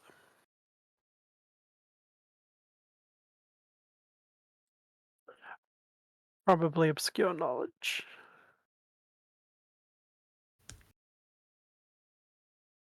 All right. Now, what's cool about that is the obscure knowledge gives you a +5 to your reputation score. So your base reputation is actually 15. Now, the reputation itself isn't a roll under, it's just a check. You want to roll under, obviously, to get reputation, but there's no like critical failure on this. So if you go, let's say you roll into a town or a void station or one of the cities, and you're like, hey, I want to go into this tavern, the GM or other characters can say, hey, I want my reputation checked. And if the people around you or the GM rolls under, they know a story about you that tends to be true. If they fail, i.e. rolling over it, it's going to be the same story, but with a much worse outcome, or like it's completely backwards. You know, it's kind of like that phone game where we start off with purple and it ends up coming around brown. How'd you get to brown when I said purple? Right? Yeah. That's what it is. They take your reputation and turn it inside out. Like, yeah, they fled from like 90 orcs and almost got the rest of their party killed. Where the truth is, the 90 orcs fled from you while you protected your downed party. Kind of concept. Sure. All right. The aspect is loyalty, because he's Awesome. loyal to his ferret friend. And the motivation is reputation. He wants to be known as the biggest and strongest. Which means that you also gain a +5 to your reputation, so you start off with a base of 15 as well. I think the only one that really starts off with 10, I think there's two. No, there's it looks one. Like redemption is the only one that gets a +10, and then hatred actually starts off with a -10, so you could start off with 0 reputation. It looks like masochistic doesn't grant any. And masochistic doesn't grant any. Damn. So we are moving on because we are almost kind of done. All right, now here comes the other really big one: choosing your background. This one is the one that really, if you've got an idea what your character is, right? Like for you, I see either, in all honesty, either ex-legionnaire, knight errant, or wanderer or soldier, right? Those 4 are the ones that I think that would apply to you. Nat, for you, I either see acolyte, clan enclave, where's it? Sage or tribal state. Those are the ones I would go with. I also think that perhaps maybe monk might be a cool thing for you. I am looking at a few, actually. There are quite a number that appeal. Well, let me know which ones you want, because once we do that, there's some things that we need to do with some additional bonuses and things like that to your guys' characters. Now, what we've done in each one of them is giving you guys some hooks, because not everybody can come up with a hook for their background, right? They're like, I'm a monk, so what do? I have no idea, right? We've given some hooks, but you can develop your own hooks. These are just some 3 general hooks. Do you dye your hair green all the time? How often do you have to dye that? So not all the time. It was bright orange before it was this. I dye it, I touch it up every like 3 weeks, maybe. It doesn't take long. I haven't seen the orange hair, but I really like your green hair. I think it frames your face very well. Thank you. I told you people would like it. I was very uncertain when I was thinking about dyeing it green. I was like, I don't know if it's going to suit me or not. But I do love it. So I've made a challenge to my kids in my martial arts schools that if they bring home the house cup at some point, I will allow them to dye my hair purple. Oh, I actually was thinking about going purple next. We could match. Actually, I was going to go green, purple GM, depending on if my students actually win. And one of my younger students, like, can we also put pink highlights? I'm like, all right, sure. It's only hair. Why It'll not? go away. It'll go away. Have like a unicorn moment going on. Exactly, right? Yeah. I'm not worried about it. I mean, when you can punch through bricks like I can, I'm not really worried about someone laughing at me. Whatever. I've got more confidence than you realize when it comes to that. You know, it's weird, right? I've got more confidence in being a teacher of martial arts than I do about being Kralis right now. You must be an amazing teacher of martial arts then. More confident in that than about this system, I have to say. Yeah, it just is. I'm also a substitute teacher out here in Arizona too, so. Oh wow! Right, I have been doing it longer, at least out in front of people. That's fair. Right, I've picked mine, so I'm going to go on yet another pee break. All right, wait, which one did you pick? Oh, soldier. My hook is: you were the last surviving member of your patrol when you were ambushed by monsters in the darkness and chaos. All right, so go do what you need to do. Come back and we'll talk about what else you need to do. Sounds like a plan. All right, Nat, what about you? I am looking at monk or actually ethnologist. How nervous was I when I first started training martial arts? Well, I first started training back when I was 15. So that was like a lifetime and a half ago. So that was what, 35 years ago? I wasn't that nervous, mostly because I was a wrestler, but I was taking the martial arts because I was tired of being bullied, even though I was a wrestler, by the other wrestlers. But I wasn't that nervous. Because it was a physical thing. This I don't know what it is about this. This is kind of like I'm more nervous to test for my 5th Dan than I am anything else, but I'm still not as nervous about this. I'm more nervous about this than I am about testing for my 5th Dan in September. So I don't know. I wasn't that nervous. Or I just don't remember it. It's possible. It's probably similar. But I just don't remember being that nervous. So you're gonna go with monk, Nat? I was looking at monk or Cathologist? yeah, cathologist. Cathologist is really demonic lore. It really is. It's all about demon lore. You can definitely do that. I don't know if it would really fit with your character concept that you were trying to go for with the spirituality of it. Yeah. But you can definitely do it. All right, while he's still choosing M, let's go ahead and get over to Soldier real quick. They're still choosing? They sure are. All right, so choose 3 of the skills that you get, right? So you're going to get a +10 to any one of those 3 skills. So all 3 of those. So choose 3 out of the 6 and get a +10 to each of those. Which page is this on? Sorry. No worries. This is gonna be on page 66. Oh, found it. I'm just silly. Choose 3 of those. Yeah. So alertness, etiquette, leadership, lore, tactics, search, or smithing. Specifically armor smithing. And when you've chosen those 3, we'll give a +10 to those 3, and then you get to choose one of those 3 to be a super focus. So it gains an additional +10. It's a focus, background focus. Cool. I'm gonna go for alertness. Okay, so that's 1. I'm gonna go for leadership. Okay, that's 2. And what is search again? Search, like it's like you walk into a room and hey, I want to look around the room. Okay, that's just a perception check. Now, do you want to search the room for that hidden item? That's a search skill. or do you want to search for that secret door, that hidden door, or that I want to find that diamond that's in the floor mat of the thick rug. That's what that's for. That my boy's too dumb for that. It's a Let's go perception smithing. test. Smithing. So smithing Smithing. actually is also either intelligence or strength, so that's going to be interesting. Now choose one of those three that becomes a focus skill, background focus.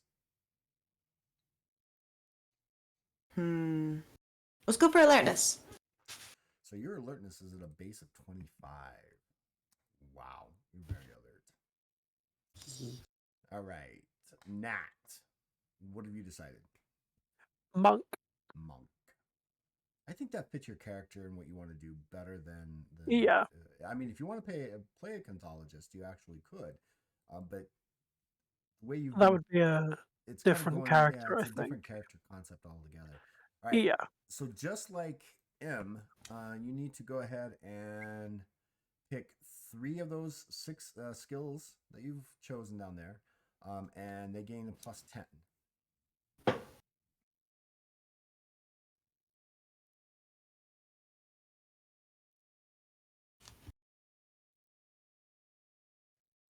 Right. I think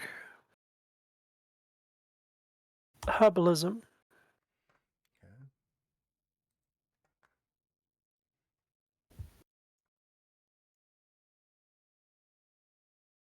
Right, that's 1.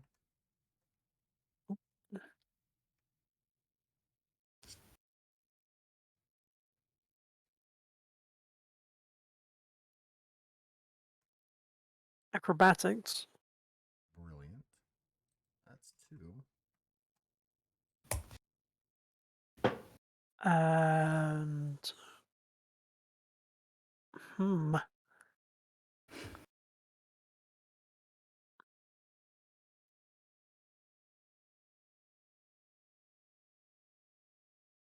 I think for that last one, I will go with alertness. All right, really. Okay. So your alertness is a base of 30. Now, choose one of those 3 to gain additional +10 to. Herbalism. All right, so it's going to start on a base of 20.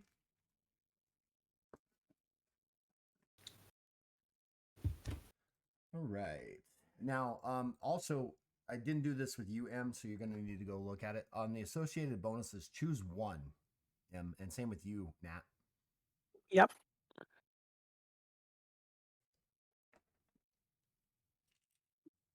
I'm gonna take the +10 fatigue points. Okay. So you have 1,000,000 fatigue points now. It's impossible to tire me out. She does. She does. She's got 114. Oh my god. All right. What about you, Nat? I'm going to take +10 physical defense. All right. Right on. Right on. Right on. So that will now put me it's at 54. A little harder to hit. That's awesome. Yeah. I was thinking +10 will only put my health up so much. And one bad roll is going to kind of chunk that right down anyway. So if I can make myself harder to hit, then it doesn't matter how many hit points I have. Right. All right. So we are essentially done with that. Now we're going to go to page 69. Nice. Nice. Terrible. Oh, that's so terrible. You guys are so bad. All right. So this is in Legends of Kralis, we have what's called merit tables, right? Or merit. And you get to determine your own merit, how quickly you go up per rank. Like in Dungeons and Dragons, from 1st to 2nd level is like 300, and then 2nd to 3rd and stuff like that. And most people start off at 3rd level anyway to get past some of that stuff. So this is where you get to set your own merit determination each rank. So maybe one rank it takes you a while to get up, but the next rank you're gonna I'm not gonna take an ability. I'm just gonna rank up quickly, right? So there are positives and negatives for doing both. So for you, Nat, since you're a Balian, you start out with a base. It's gonna be on your second sheet. Your species merit cost is 1,200. The merit point cost for campaign will always go up. It'll always go up multiplied by your rank, so it starts off at a base of 400. The ability merit cost is going to be the cost of the last ability that we choose for you, which will complete your character before we get into buying equipment and that kind of stuff. And that will be your total merit cost that you have that you'll need. Now, each session, the GM will give you either merit. So if you like merit based, you can do that. They can do milestoning. They can do a combination of those two. We've given them I think there's like 8 or 9 different ways to help you guys rank up, even to the point of where you throw the merit cost out the window in each rank. You're like, okay, you get a new ability, or hey, all your skills go up by +5. It's whatever they feel is necessary to do it, but the rules are there to give them an idea and concept on how to do that. And so for you, M, being a Bahul, 1200. Mm-hmm. And you guys are both at 1600 right now until we pick out your last ability. Cool? Cool. Now, Cool. ranking up a character doesn't take that long. You literally, the ranking bonus is right there. It's still on page 69. It just tells you how to do it. It doesn't take long to rank. And I even think that, I think even when Out of Print and Plot and all of them rank up, I don't think it takes you guys very long, does it, Out of Print, since you're there in the chat with me? Next, we're going to go ahead and get into skills and abilities. This is where it gets a little more fun. Another amount of little crunch. You start off with a number of skills equal to 6 plus your intelligence modifier. In Nat's case, that's going to be a total of 11. And in M's case, that's going to be a total of 9. Yeah. So at the very bottom, underneath health points and fatigue points, there's a little note box there. I just type in how many skills I need, and then I just subtract them. That way I can keep track of them there, especially since we're doing digital. Cool. Yeah, the longest part is picking a new ability because there's a lot of cool abilities. And the out-of-print GM has actually added 2 abilities to the total. So it went from 301 total abilities to 303 abilities because of him. So you have him for the total number of abilities. God damn it, out of print GM. It's going to take even longer now. It's not even my fault anymore. It's his fault. He chose to do that. Before we actually do that, we're going to go ahead and we're going to complete that little gray box on the first page down below where it has like jump, leap, lifting, and all that other fun stuff. These are the basic things that you'll need at some point that are a reference, and every species has these. So we'll go with Nat. So Nat, your jump is 1 per every 25 feet. So that's 2 feet plus half your height. So we'll go 3 foot. So you can jump up 3.5 feet. Now that isn't like from standing to up, but it's like how high you can actually reach. So 3 foot. Sure. To 3.5 feet. So that's 3 foot 6. 3 foot 6. Your leap is half your movement. So for you, it's 5 feet. That's how far you can leap forward. Now lifting, we have there its strength is TS per every 75 pounds. It doesn't mean you have to write in that. What you write in is your strength score. So for you, it would be 54. Swimming, this is dog paddling, right? So you were able to dog paddle in a turn 1 foot per every 10 stamina, which is 6 feet. So you don't necessarily drown. Throw is different than throwing with a perception weapon. This is just how to, like, if you want to toss something to somebody, right? And it's a critical moment. For the most part, you just toss it to them. But let's say that you're running and they're running, you have to toss it to them. That would be that. Now your other ones are your will, wits, and stamina. So 7. So you have 88 for your fear check for you. 64 for your horror, and then a 64 for your poison check if you ever get poisoned. The only species that we actually have that's completely immune to fear is the Elwyn. They're just immune. They don't feel fear. They're just, because they actually, in the lore, death to them is just the next big journey. Like, let's go do that too. So they don't have any fear of death. Sure. M, have you got yours figured out? Not all of them. Okay, so did you get your jump figured out? No, I did not. I skipped that one because it seemed a little confusing. So we'll round that up to 8 foot, so that's 4 foot, and then so you can jump 8 feet. Cool. Your leap is going to be half your movement, which is 10. 10. Yep. Your lifting is going to be 102, right? Because that's your Nice score. Yep. Your swimming is going to be 10 feet. Yep.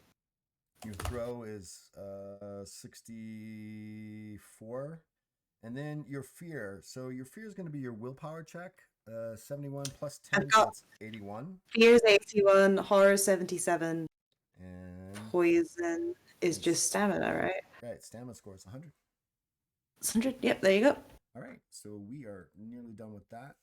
Next thing we're going to do is we're going to choose our skills. So that's page 77.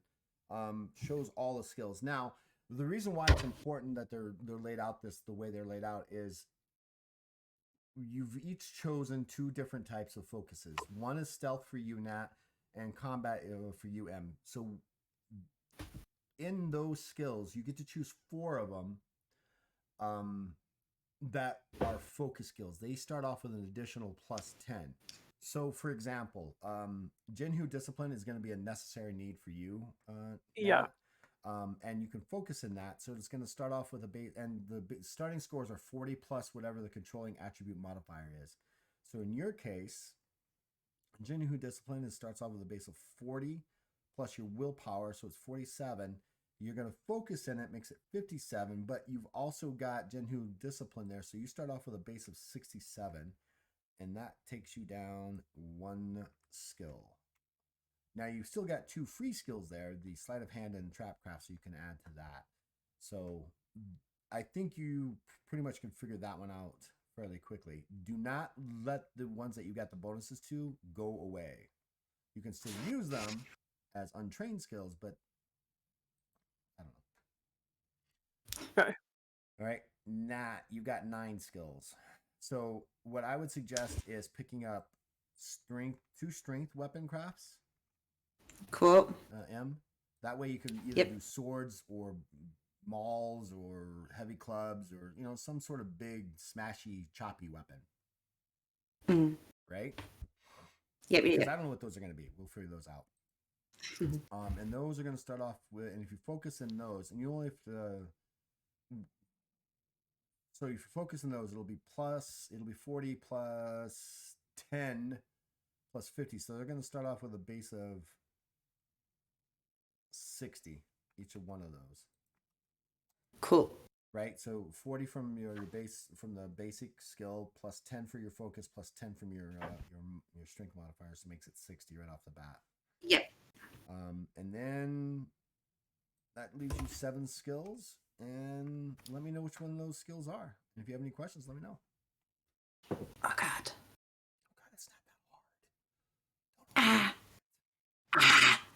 So if you are actually like, what skills should I choose? There is on page 77 a little box there that says, what skills should I choose? The most important skills in the game that tend to be the more important are search, healing, herbalism, shield proficiency, skepticism, convince, and alertness. But don't forget the skills that your focus is based off of, like with weapon craft, spellcraft, divine knowledge, and Jinhu Discipline.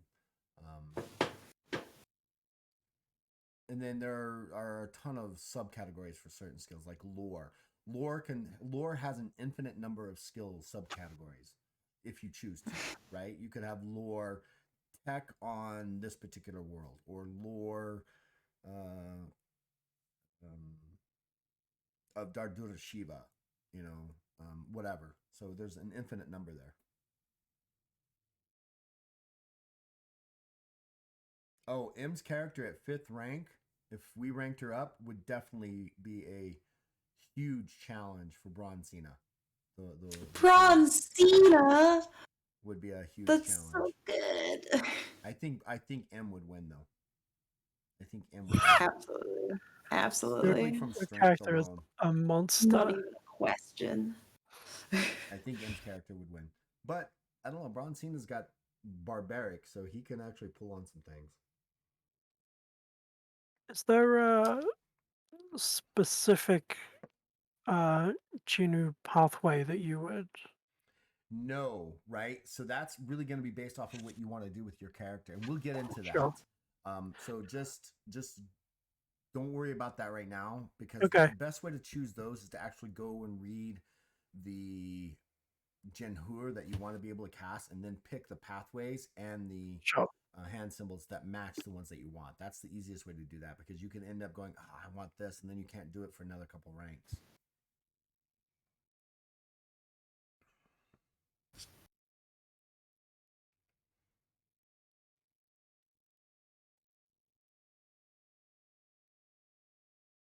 So I've chosen Enlightened. That was 1, I think you said. So enlightened is actually going to be the ability that you're going to have to choose. That's your Yeah, ability, not your I need skills. that for Jinhu, don't I? Right. You'll need that as your last ability. Okay. So that is a almost like a no-brainer for that one, enlightened. And we'll get to that Yeah. ability in a second. But just focus on your skills right now. And as a Yeah. stealth character, acrobatics, Jinhu discipline, sleight of hand, stealth, all that. I mean, you guys are going to make as a team, you guys will make up a really good team if you choose specific skills to help each other out. Mm. I think And that you will don't. be. And here's the cool thing. Again, you any 4 skills that you choose in your focus gains a +10, but you can take any skills, right? If you want to take a weapon craft skill, you can. There's no. Yeah.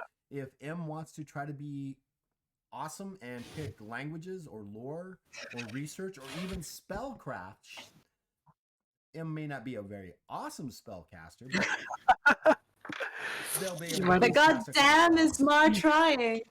You might not be good at it, but you can certainly try. And same with you, Nat. You can choose to take spellcraft as well. You can take it as a preliminary for you to take arcane touch, which allows you to cast spells, or take spellcraft so that way you have an idea of the types of magics that are happening around you. You may not be able to cast the spells because you don't have arcane touch as the ability, but you'll at least know what the spells are. Oh.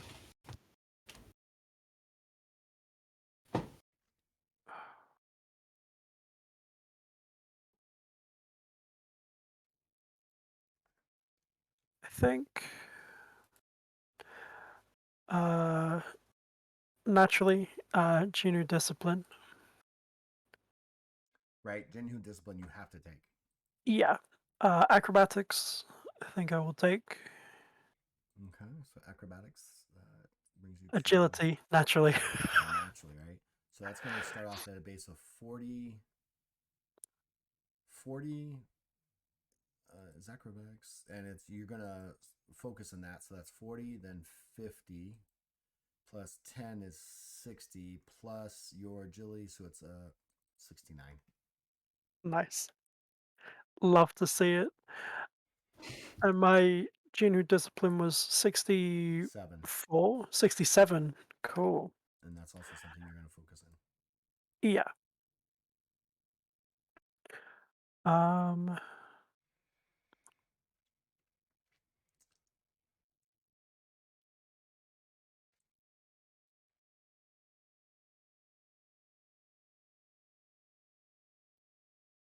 I don't know if I'll need weapon craft with Genu disciplines or with enlightenment rather. Right. I would also suggest, because of the way it works, take martial arts. Oh, okay.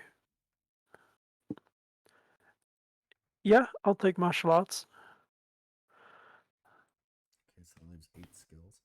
So that's going to start off, it's agility based. You can't focus in it, so it's going to be 40 plus your agility modifier, so it's 49. Okay.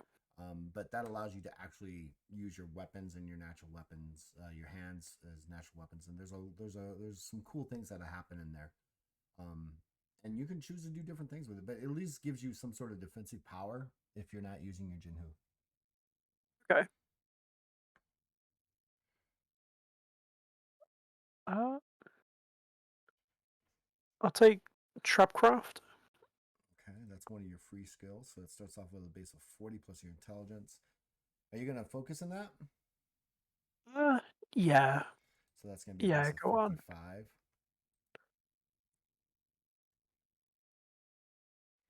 You've got one more focus skill left. Well, what decisions have you made? It would be nice to see if we can get some synergy. Okay.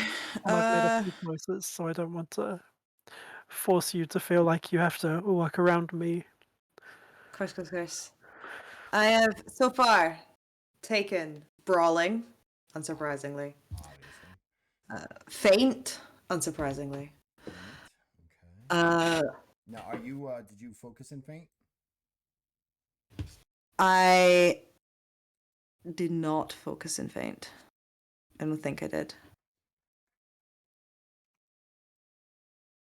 You don't have to. I'm just asking. That would give you an additional plus 10 there if you wanted it. Go on then, let's focus in faint. All right, so it'll be 40 plus your charisma modifier, 43, 53. So it's 53. Nice. I took sign language because it's me. Understood.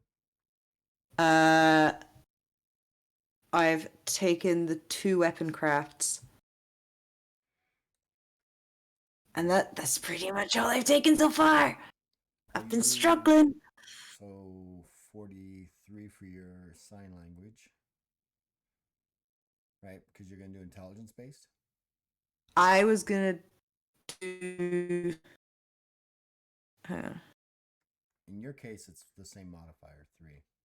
Oh, yeah, I'll just do intelligence based. Yeah, that's fine. Right, so that leaves you with 2, 3, 4, 5. You've got 3 skills left.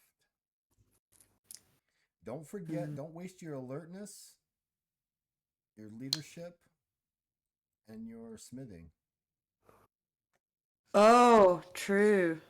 Because if you did alertness, you'd start off with a base of 67. Well, you said I had 3 left, right? Correct. Oh, that's... Boom, last 3 done. All right, so 67 for that one. Leadership is going to be 50. Your charisma, so 53. And Is that including my plus 10 to leadership? yes. Cool. And then you're tracking, you're doing smithing. Fitting, yeah. So that would be 40, 50, and obviously strength based. So that would be a total of 40, 50, 60. Total, no, 50 total. Sorry, my bad, 50. Cool. And then you've got a plus 10 bonus in your tracking that you can pick up later. Cool. Use it untrained and gain a plus 10 bonus to it. Essentially. So your base would be a 40. Sick. Untrained. And that is the end for you there, M. Skills are done for you. How many skills do I have left? 8. Oh, wow. Okay. Okay, That's the price you get for being so smart as you are, okay? Yeah, I think you are. I'll take alertness, which I already have plus 30 in. Yeah, so that'd be 40 plus your perception. So 75. That much is going to get past you. Alertness is really, really useful when you're fighting things that are invisible. Can I take Don't bully big boy. Don't bully big boy. Can I take meditate? Oh, look at that. It didn't like abuse of power right here. It didn't like your message. Like, shocking. Don't yell at out of print. That's Oh, basically we're gonna have words out of print. I can't believe I've got to bear witness to this. We're gonna have words. So 8. So you're down to 7 skills now. Can I take meditate? Absolutely. So that would be 40 plus your will, so 47. Can I focus it? no, because it's out. It's a knowledge-based skill. Oh, okay. Sure. So that's 47.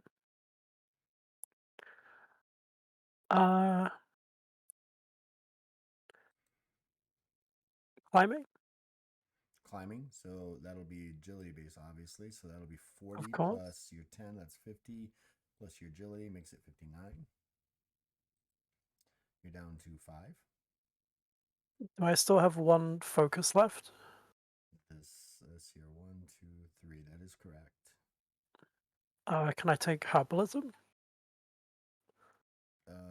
Yes, but it's not a focus skill for you. Sure. It's knowledge, but you can definitely That's take that. sure. So that's 45, 65 for your herbalism.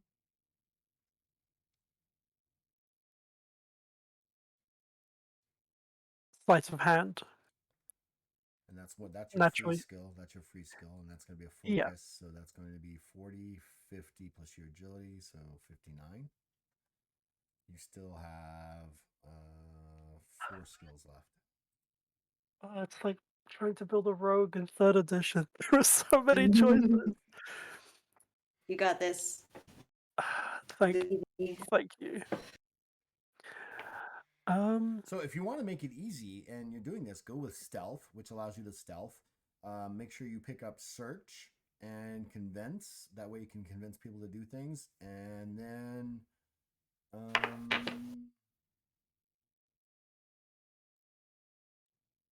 allure, if you like. You know, I mean, or alchemy. Alchemy is fun. I was thinking about taking alchemy. I was looking at alchemy and stealth at the very least. Yeah, I'll take alchemy, All which right. will be that Be 40 plus intelligence. Yeah, so 45. And you're down to 3. Stealth. Okay, and so 1, 2, 3, 4. So it won't be a focus for you, but stealth will be 40 plus your agility, so it's 49. Down to 2.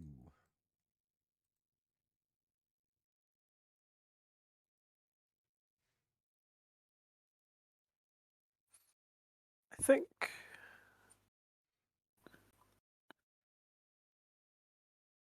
search and convince are good shouts. Okay, that kills your skills total there. So search is going to be 40 plus your perception, so that's 45. And convince, are you going to do, so your convince is either intelligence, strength, or charisma.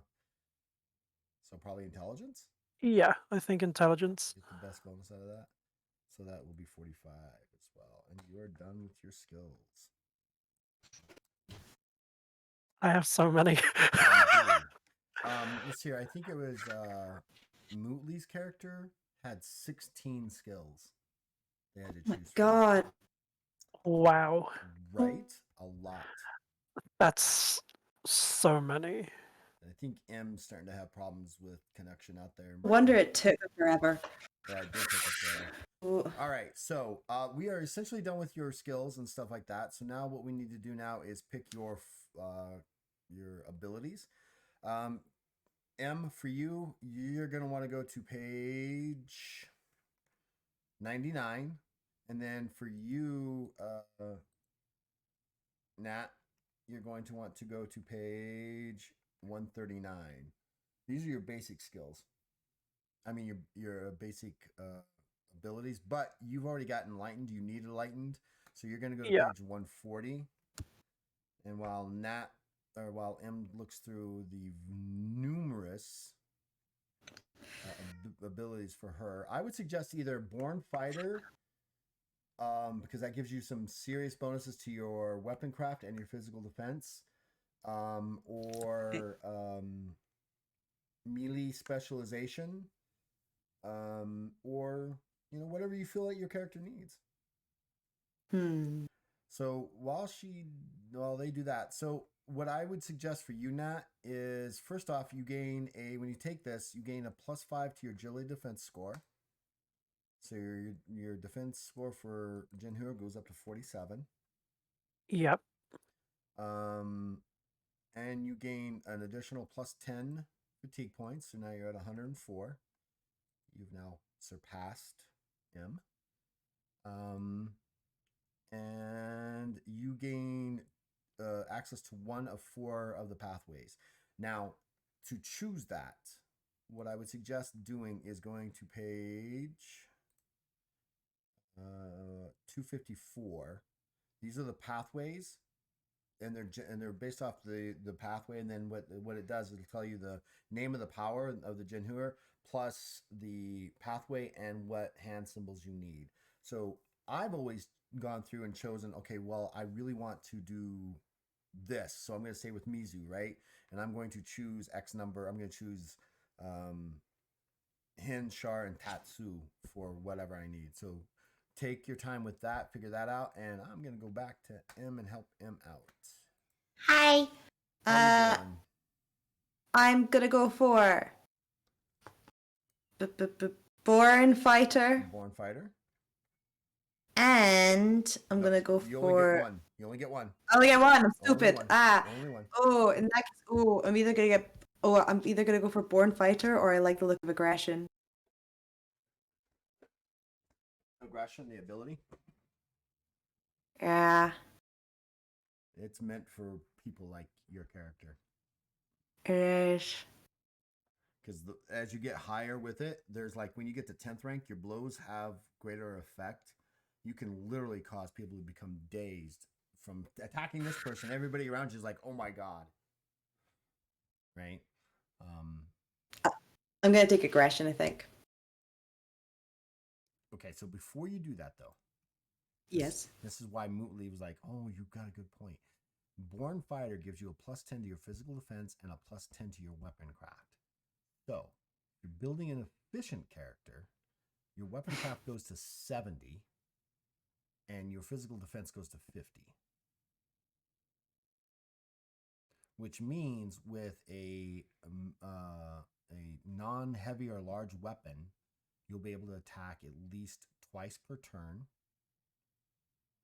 You need a 75 or better to attack twice a turn with a large weapon. So it's your choice. But take that into consideration. Okay, we'll go back to Bourne Fighter. Bourne Fighter makes more sense. This is a smarter choice. All right, so Bourne Fighter. Let's go ahead and go down to your second sheet. And Bourne Fighter. Plus 10 physical defense and plus 10 attack skill, AS. So your attack skill goes to 70 for both of those, and your physical defense goes to 50. Yeah, Ziggy can't take a lot of damage. He really can't. I've put him in death spiral 3 or 4 times and almost killed him once. Yeah, he snaps. It's just when you're small, you have got to avoid fights. I'm in good company. You've got to stay in the back of the room, become a stealther, or a ranged weapon user. My 29 hit points and my 75 alertness. I'm in good company. You've got to avoid combat. They're used to it. So there's a species that you can actually play that's in the Telarius Bestiary, the Legends of Kralis Bestiary, that are called Spritekin. These are actually characters that you can play. Sprites, pixies, and all these other ones. They used to be part of the core rules of the player's guide until I got tired of having so many players choose Spritekin who can fly, thinking, oh, I'll be a frontline fighter, and they go zoom in, they go to attack, and I kill them with one strike. That sounds about right, yeah. Stop doing that. Oh, I'm going to do it again. So I had to remove them to remove that temptation. They're meant to be outliers, right? Flying around, zapping people with spells or ranged weapons. But for some reason, people wanted to play these little tiny 29 health point characters that decided that they're going to go on and take on X number of people, and they just die. No. So I'm like removed. I had to because I didn't want people to go, this sucks because I keep dying. Well, because you keep choosing to do this. This is your stop it.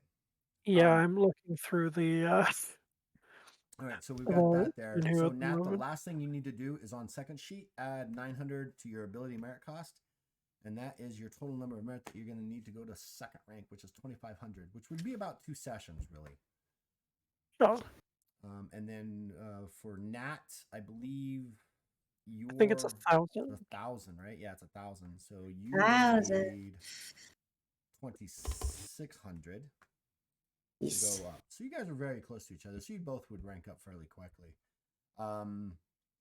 And I think that is it. But Nat, what pathways did you decide on?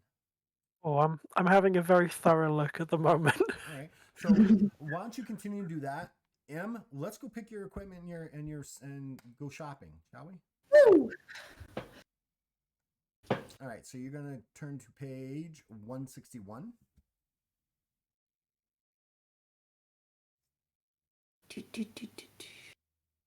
Oh, I went past it. Ooh. Right. 162, 161.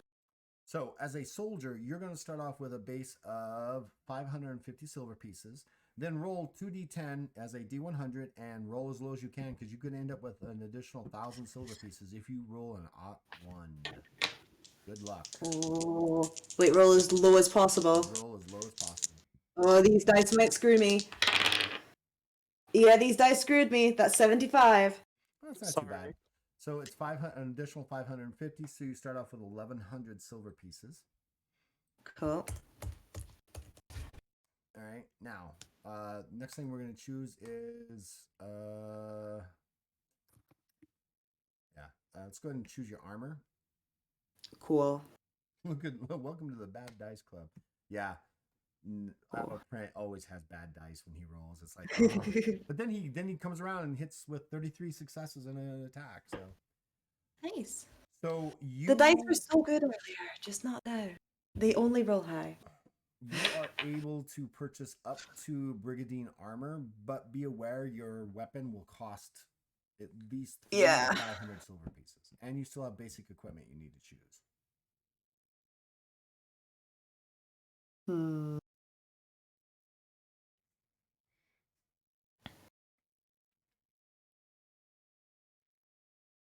I might just go. And it also costs you a little bit more because you're larger.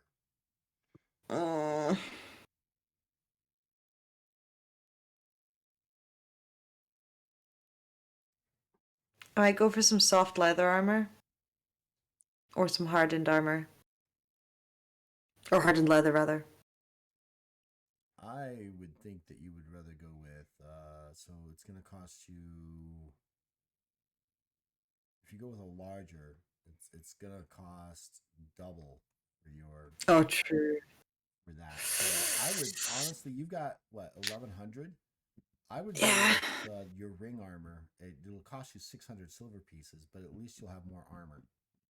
Okay. Right? That's a good shout. I mean, that armor is probably the second most important item in Legends. So I would go with ring armor. So on your character sheet, up at the armor and defenses, ring armor, it's 11 absorption, and it reduces you to 500 silver pieces left. You're not going to be a sword and shield person, right? No, I'm not. So then what we can do is we can kind of skip through the shields. I'm about to sneeze. There we go. That's you. All right, so now comes the concept of, since we didn't choose your weapon craft specific skill, we can choose that here, and it's pretty easy. It'll be like lances, mauls, pole arms. What do you see your character using? A big like maul, a sword, a trident, a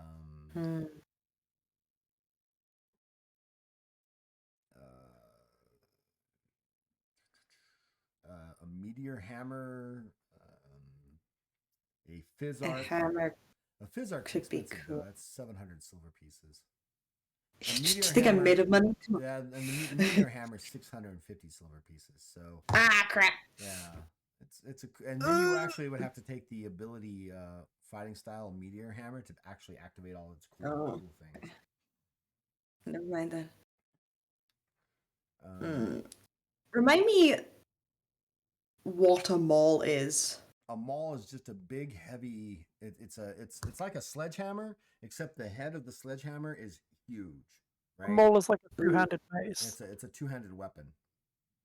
Cool. There's the Maul- Bahul. The Bahul Maul is pretty effective. It's a two-handed weapon. However, when you're using it, your defenses, I believe, are reduced by 20 points because it's such a big weapon. Yeah, Okay. So your physical defense is reduced by 20. You can actually you can determine instead of doing regular damage, every time you hit, you'll do 20 points of fatigue damage. It has a knockback and also a but you cannot attack through a square. So like if there's somebody in front of you, you have to attack in front of you. You can't attack past them. Sure. There's the Umber Maul, the Kovach Maul. It just depends on what you want to do. The Bahul Maul is probably it literally looks like, where is it?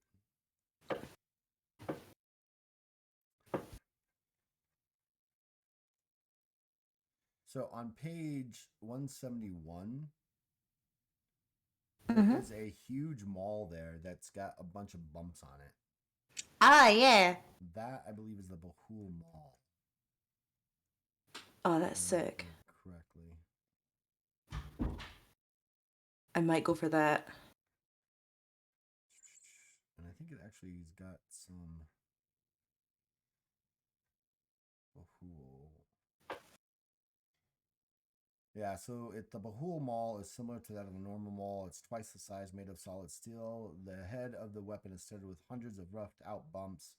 It causes an additional 10 bonus points of damage to those in no armor, plus 5 bonus to those in light, and plus 2 bonus to those with medium armor. So you gain additional bonus damage when you strike with it. I might go for that then. That sounds really fun. Let's do it. Let's get a Bahul Maul. Bahul Maul. Yeah, it's a shopping episode. Let's do it. All right, so what we'll do is Bahul. So on your character sheet, so in your weapon craft, type in Maul. In your skills, type in Mauls there. And if you want to use the other one for swords, you can use that one as well. So you have Mauls and swords. And then on your attack, you're going to use a Bahul Maul, Bhauul Maul. Total skill is going to be 70. It does a base damage of 7. Its bonus damage is going to be special, but it has a base of 10 because of your strength. Its strike range actually is increased, so it gains a plus 5. So you basically have a 10-foot reach with it. So it's a 10-foot reach with it because of your natural reach. And then a critical hit. It actually... So its critical hit is normally critical hits are OT 1 through OT 5, but in this case for you, it's an OT 1 through 10.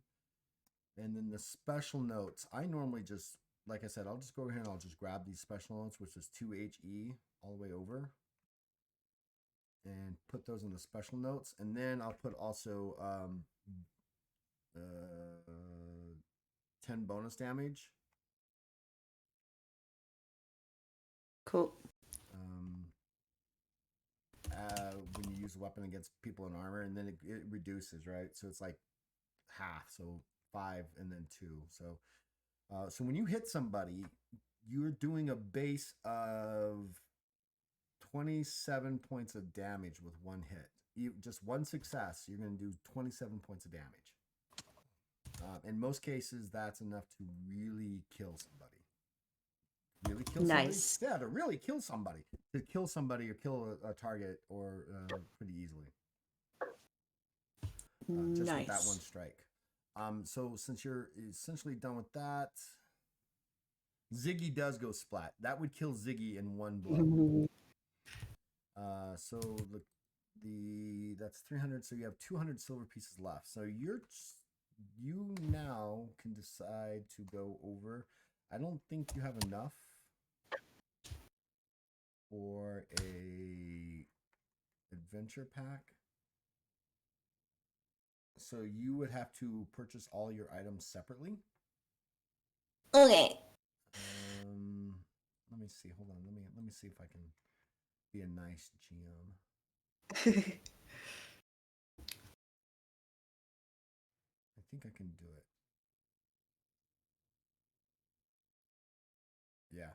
I'm going to go ahead and give you an additional 50 silver pieces. Thank you. So you can buy a pack if you want, which would be the standard pack, which I believe is on page 189. Yep. A standard pack.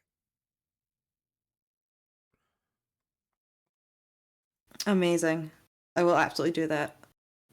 What That seems like the smartest one. Yeah, I just copy and paste that whole thing in Yep. to your character in your backpack where the equipment goes, and just you're done. That's it. Sick. Your character's done. Big boy's ready. I have also made a decision. Yay! One other thing, I think M. Just want to double check. I think that's it. Yeah. So your physical defense is going to be reduced by -20 when you use this weapon, though. So your physical defense, if you're not using it, is 50. But when you're using it, it's going to be 30. So you're going to get hit. That's fine. I don't know how often. Probably pretty often. But yeah, when you hit something, you're going to destroy it. I think that is it. Sick. Yeah, I think that's it. Yeah, I think you are done. Nice. Save that. All right, Nat. What's your decision? I'm gonna go with Mizu. Mizu. All right. And what hand symbols? I think is that Sa? How many can I pick? Is it 4? Enlightened. I think you choose 3. Give me a second. Let me double check for you. Sure.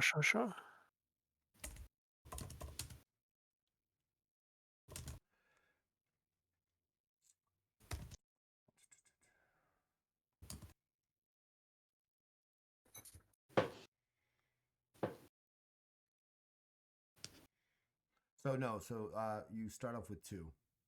Well, hold on. Let me double check. Let me really double check. Because what's in the enlightened ability and what's in Jinhu discipline. Jinhu beginning pathways. So you start off with 3 hand techniques. You start off with 3, and every time you take enlightened again, you gain an additional 2. So it's 1 pathway and 3 hand techniques. Okay. And then if I were to take Enlightened again, I could choose a different pathway as well. Correct. And get more. Oh, okay. So that's what I'm going to be doing most if I get to play this character, which I'm quite excited about potentially doing. I think I'll take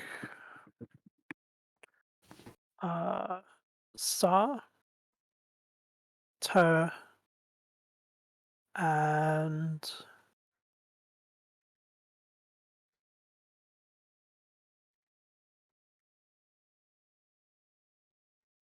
I think Ka.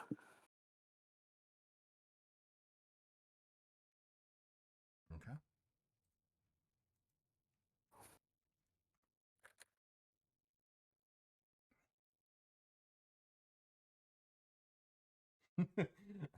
Between the big horns and the very big hammer, I will get you to do what I want you to do. I will intimidate you. All right. And then what Jinhur did you want to choose? How many can I pick?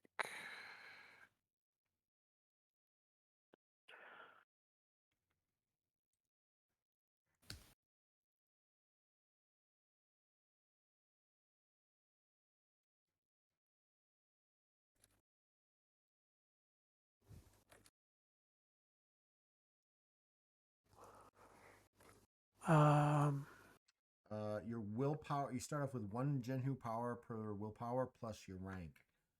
So in your case, it's going to be 8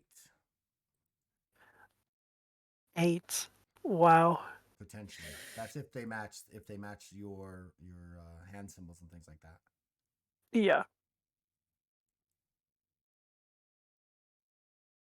And you Right. gain access up to power rank 2 at this moment.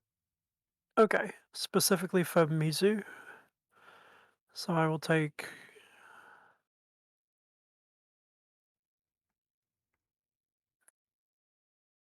I really should have taken Hen. Well, you can still change it. You're not locked in. You're not locked in at this moment. That's true. I'll take Sarkhan Hen, actually, I think. So I will take Summon Animals and Beasts. All right. And then what you can do is on the 4th and final page, there is a spells thing. So summon animals and beasts. Yep. Beasts. All right. Next one.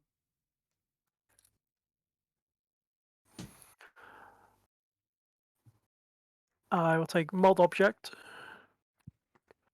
In Mizu Path? Yeah, it's Yeah, in okay. Mizu. All right, there it is. Yeah, sorry.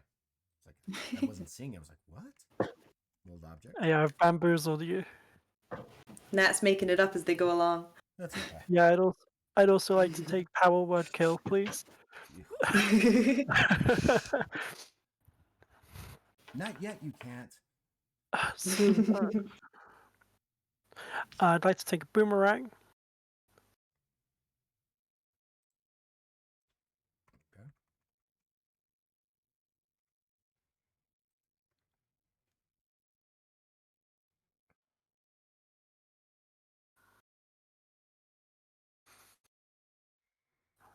And swap.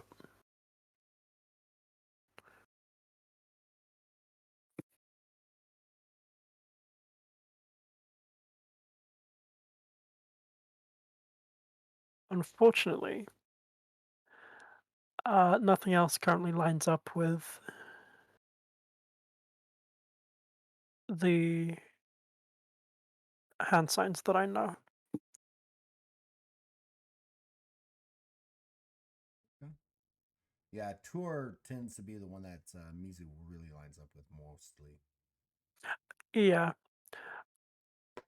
I wanted swap so that I can swap places with my big companion. Does that actually work that way? Let's take a look at that. Your target is granted a check to TS4 willing creatures. Oh, literally, yeah. So you can literally swap out with them. Like, Wow. hey, I'm getting in trouble over here. All right, swap. That's entirely the plan. And I That's may a have good to plan.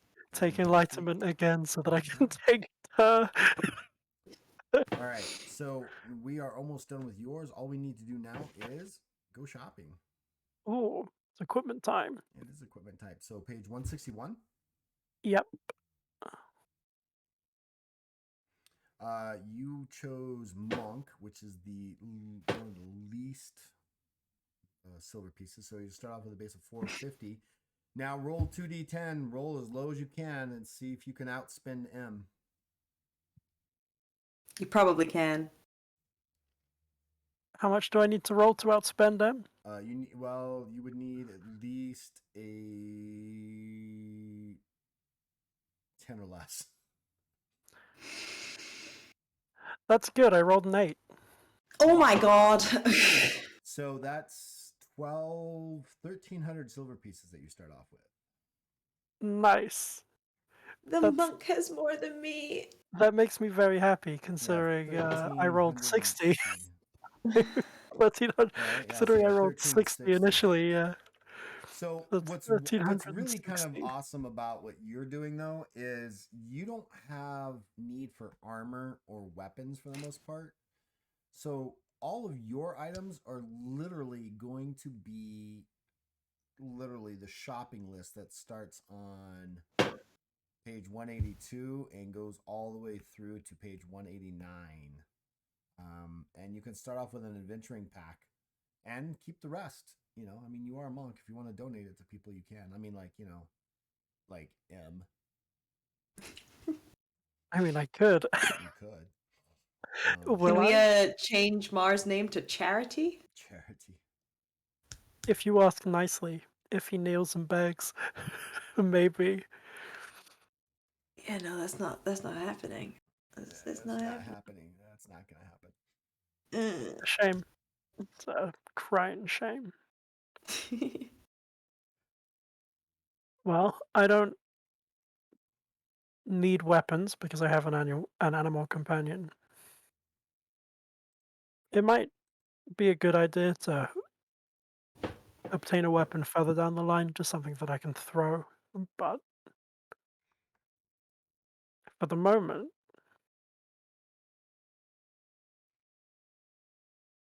God, there are so many options. And being a And grog nerd, I like lists. So for me, I would spend time in here.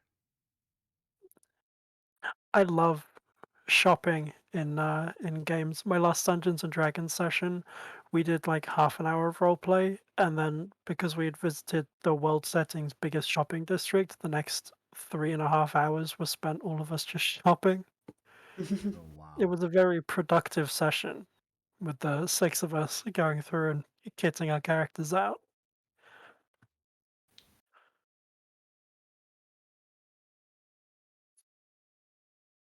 Well, I think I'll start with I'm gonna buy an alchemy kit bandolier. No, Nice. sorry, not a Oh. bandolier. I'll buy a bag. The case is too heavy for my weak little arms. I'll buy an alchemy kit bag, and Excuse this me, is all because I've going. got to let a cat in. Sure, sure, sure. Cat always comes first. How you doing, Dark?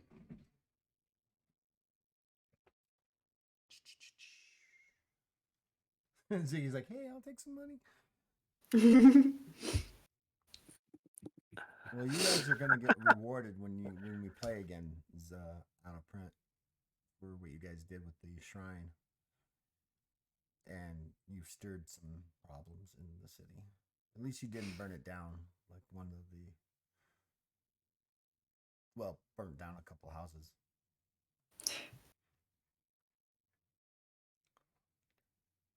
How much would it cost for you to buy armor? How much would it cost for him to buy armor? Um, so if you want to buy armor, it's on page 169, 161, 162. You can buy armor. It depends on how much you need. But you do have to have a strength minimum. For you, It wouldn't be for 54. me. It would be potentially donating to a charitable cause, who will also be my shield. You have 1,300 silver pieces with whatever left over.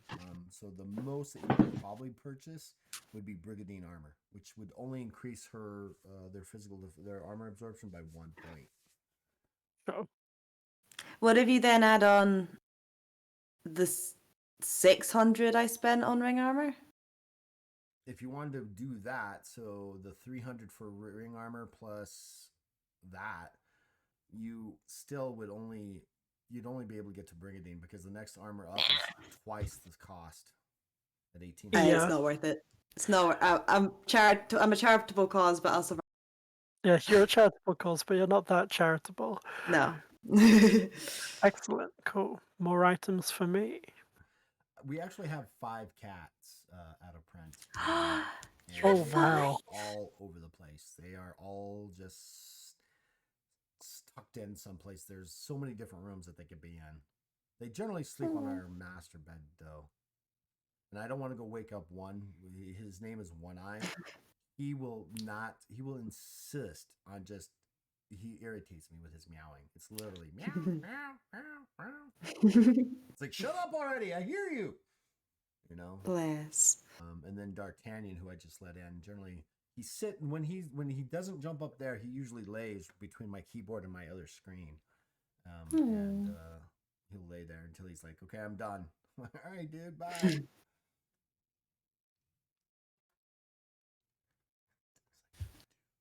I don't live that kind of life. I want 5 cats. How's Nice. your pursuit of your dog? Your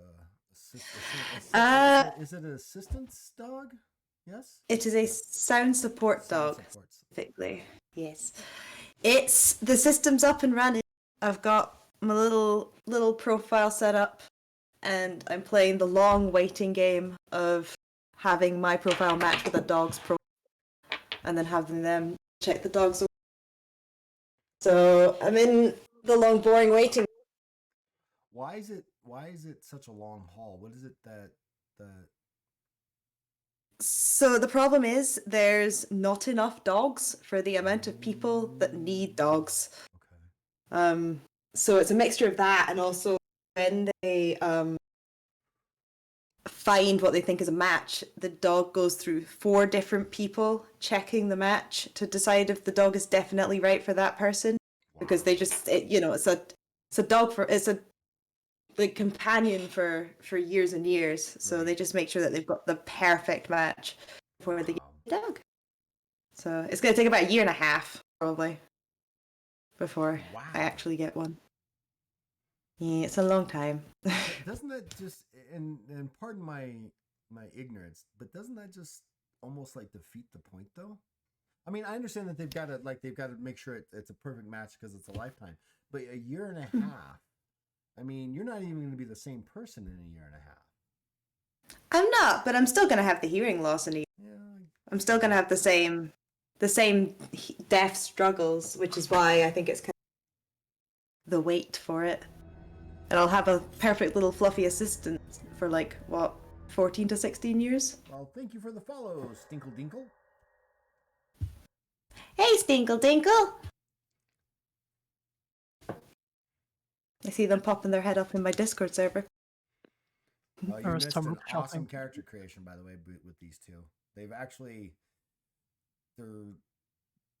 David and Goliath. Don't tempt me to take a sling, because I'll do it. Needs must. That would be cute, though. That would be very cute. I don't really need a weapon, but I should probably You buy should one. have a weapon, right? And that's what You I'm should saying. probably have one. You probably should Probably have one. buy one. I mean, until you can get your martial arts up and going, you definitely gonna need something to stab at somebody who gets too close. You're not always going to have a giant bull in the way. I have a response to things getting too close, and that is swapping with the bull that I'm traveling with. I'm not always going to be there. Yes, you are. Especially if I pay for your armor. Especially since he can swap with you. Yeah, you don't have a choice. You don't have a choice. Well, actually, Yeah. you'll have to make a save if you're not willing, but provided you fail that save, you won't have a choice. And once Nat gets up to 5th rank and chooses legendary for shadow data, you will never have a choice because they can just blink into your shadow. Oh. Yeah, I'm over there now. Okay. Don't worry, it's gonna happen. Or we can do a really fun thing where I'll teleport into somebody else's shadow and then swap with you. And then swap. Oh, that's a good plan. Oh, you suddenly they're behind. They're getting ready to attack you. You jump into a shadow that's behind them, and then swap with M, putting you back in danger. But now M's behind them for a potential sneak attack. I took a long time thinking about. That could get dangerous. I took a long time thinking about all of the even out of combat utility of swap. I've thought about it a lot. Oh yeah, you could. Yeah, out of combat. Yeah. Ooh. You're just gonna get in a lot of trouble and then dump me in it, aren't you? Maybe. What's it to you? I don't think you need to concern yourself with that. You'll be all right. You'll live. Yeah, some of you may die, but that's a risk I'm willing to take.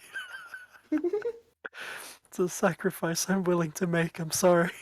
Yeah, I can turn my mic up a little bit more. Sure. Sorry about that, Stinkle. I think it might be best to buy a. I was looking at Survivalist's kit potentially. Right.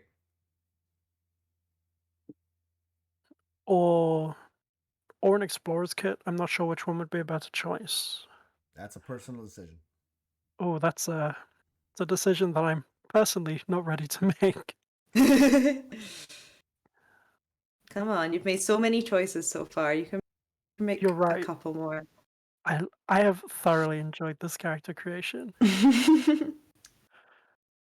This has been so much fun. Awesome. See, that's what I like to hear. Because, like I said, I've got massive imposter syndrome going on in my head right now. I love this sort of thing. Like I have said a few times, I played like 3rd edition 3.5 when I was younger. So my first real experience with making a character sheet was I chose to play a rogue. Oh, jeez. Ooh. I was sat, Oof. I was sat in front of like my player's handbook for 3-4 hours handwriting everything down because I hadn't printed Oh off a my character sheet. god. Oof. I had so much Bless fun that you. day. I was living the dream when I did that. I drew up my own character sheet. I wrote everything down by hand. I love See, character creation like this. literally, when I made my last character, Nat call every night because, like, gotta get around that long distance. And we finished the live stream. I called Nat, and the first thing I said was like, "You are going to love this system. This system is like right up your street." So that's why I was so eager to get them onto my character. Awesome. And I'm honored that I have been included, honestly. I don't even have a TikTok account yet, so No, I You feel have a like series. You've got a little I series on my account. I make TikToks on your account. You ask me It about counts. Warhammer lore. That Do counts. You're a I content creator. need a specific skill to be able to play a musical instrument? Entertainment would probably be the best, but you can play it badly. It's not a skill Excellent. that you're trained in. I You would play it very badly. Let's see here. It's entertainment. Let's go to entertainment. It is not. I don't think it's a trained skill. Is it? No, it is not. So you can actually play it. You can play an instrument. It would be entertainment instrument, I believe it is. Yeah, instrument type. And you would be able to use it as an untrained skill. And you may play it very well or you may play it very badly. That is fantastic news. You don't play bad, it's just modern jazz. This is true. Whoa. It's true. it would be a very postmodern take on modern jazz because I was considering buying a set of bagpipes. Oh, I'm hurt in two ways. Oh. As a saxophonist, I'm hurt by the jazz comment, and as a Scotsman, I'm hurt by the idea of bagpipes badly. You're hurt by the idea of a tiny, cute little ferret person playing the bagpipes? On top of your head. Yeah, if it's On cute, top it's impressive. of my If it's head. bad, it's endearing. So Standing on top of your head. Or yeah. You've sold it with the image of them standing on top of my head, to be fair. I'm gonna buy a set of bagpipes. Charging into battle with the bagpipes blaring. So that's 75 silver. I'm keeping track of how much I'm spending. Bagpipes. So if you think about it, You guys are like in a tavern. You're sitting in a large chair, obviously, because you're 7'8", and on top of your head, kind of like sitting on, sitting down on your head, kind of curled up on alongside one of your horns, playing the bagpipes, is this Ferris folk. Interesting. Not the most soothing music in the world. No, not the most soothing. No. You couldn't have gotten like a harp or a banjo. Had to be Bagpipes. Sorry, would you would you like to pitch in with your vast amounts of wealth to get a different instrument? Ouch. No, bagpipes are good. Go for it. Play the bagpipes. That's fine. Uh-huh. Ouch. You know, I've got an equally good idea. Chimes. What? Maybe I'll buy something from the chime family instead. Oh. It's Little all bells. triangle. Ding, ding, ding. Yeah. It's all bells and... Oh my god. So that is essentially character creation in Legends of Kralis. Depending, I mean, we've been doing this for 3 hours, mostly because we've been chit chatting and having fun.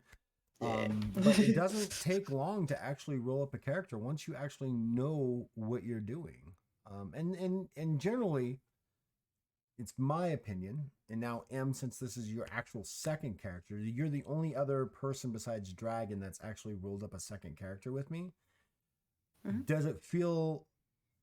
How does it feel? Does it feel more natural, or are you still struggling? No, it feels a lot more natural because once you've kind of got the hang of it, it is just doing it in little stages. And everything is like so nicely laid out in the PDF as well that it's not difficult to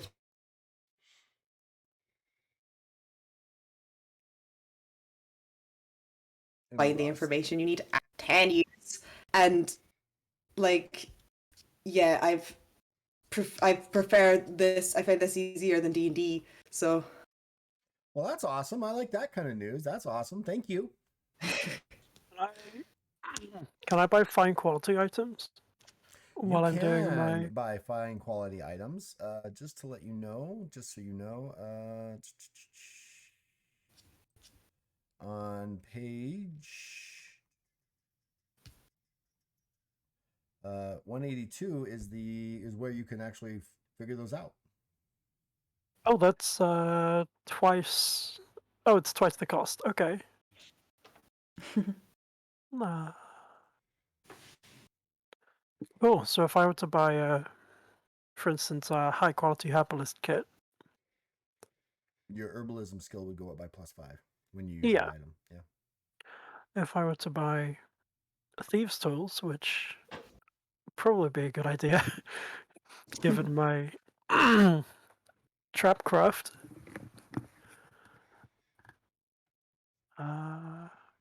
Now, where are thieves' tools? Oh, they're down here. I just could not see them for the life of me.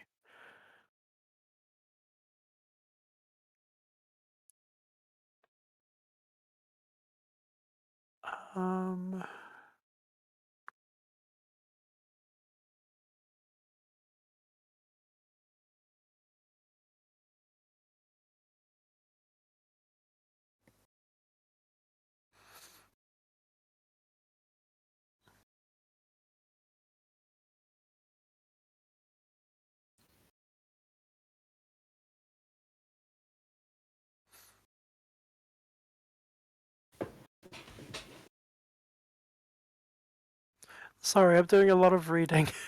No worries.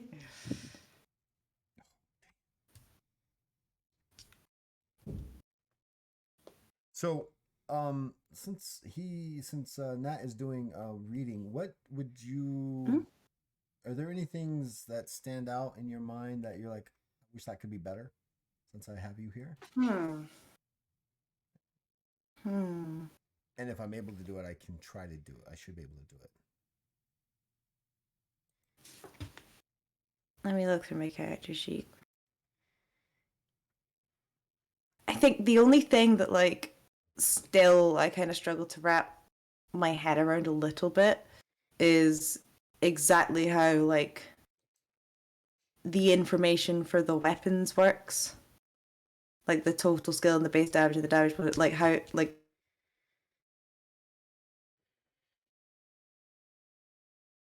Oh, you froze up on me.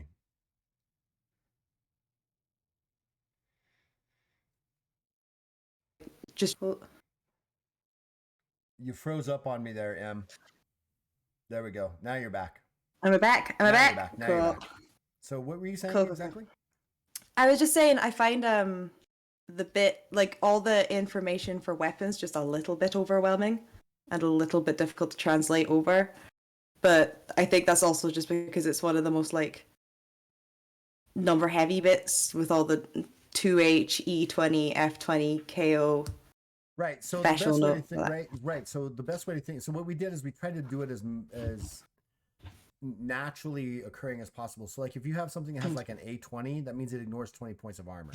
If you have something that has like a B5 or B10, that weapon causes bleeding damage. If you have something that has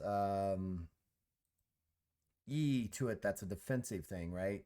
It reduces your defense by 20 points. 2H is two-handed, requires two hands. Ah, okay. Fair enough. D5 means that you gain a bonus, like defense. D for defense means you gain bonus to your defense. F is fatigue damage. That weapon does extra fatigue damage. The ones that are really kind of difficult are the KO, the I, KO, and Ls, because they have very specific things, and that would be something. And again, that would be something. Once you've read it and started playing with it, it'd be like, okay, I understand what those mean, right? It's like learning a new language. It's like learning sign language, right?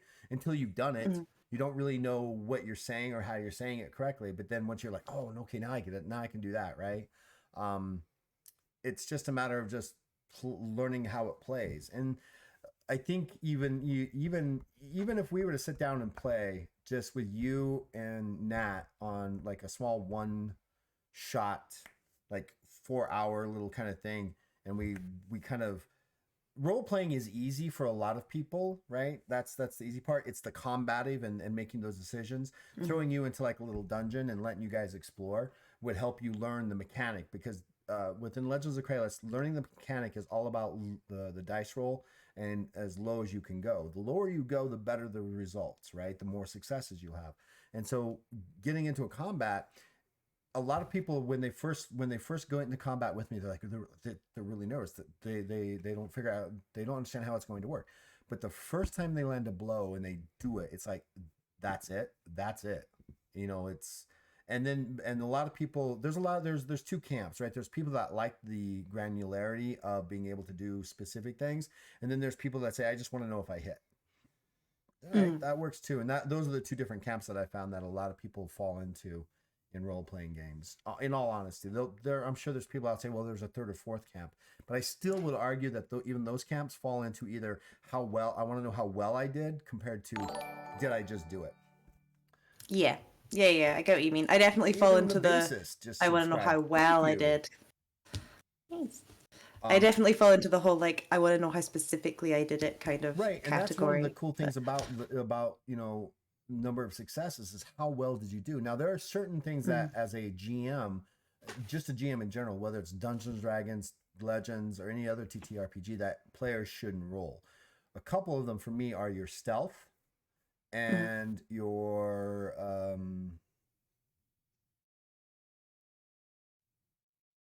definitely stealth. I can't remember the other one. It'll come up in play, but there's a couple of them that I'm like, no, I will roll for you, because you don't know how well you're doing, right? Other people can see how well you're doing, right? But you can't see in a third person camera if you've actually hidden in the bush very well, or you got only half your body in there as the card goes by, kind of thing, right? You can't, you don't know that, and that's just that builds up, in my opinion, and I could be wrong, the drama of the moment in that situation. God, am I actually hidden? Did I actually hide? You know? Yeah, that makes sense. I think, like you said, it's one of those things where I think once I can actually play it and get used to the system, it feels hard to kind of judge it now, having only done character creation for the game. But to your true. like to your benefit, I guess. I'm not sure what word I'm looking for. This is some of the most fun character creation I've ever had. D&D, I tend to actually really dread character creation. There are other Why? systems where like because I get very easily overwhelmed as just a person in general. If there's too much for me to have to stop and think about like at one time, I kind of panic a bit. I'm like that with vampire as well. I find vampire character creation very overwhelming. But like And I have to this, agree with you. I actually find vampire creation really overwhelming. Like I don't there's understand so the much. lore behind it, and I really want to understand the lore to be able to do what I want to do. And there's so much more lore. It's like, did I do this right? Did I not do that right? Yeah. So Exactly. It's like, is this mistake I'm making now? Is this choice I'm making now, whilst not knowing a lot of the lore, going to like really punish me 5 sessions in? Because that's what vampire kind of feels like sometimes. But this doesn't feel like that because it's very take it step by step. We're gonna do this, and then once that's done, we'll move on to this, and we'll do this, and it all kind of like it's categorized in nice ways where it makes sense, so I don't get overwhelmed making characters, which is lovely and quite rare for me.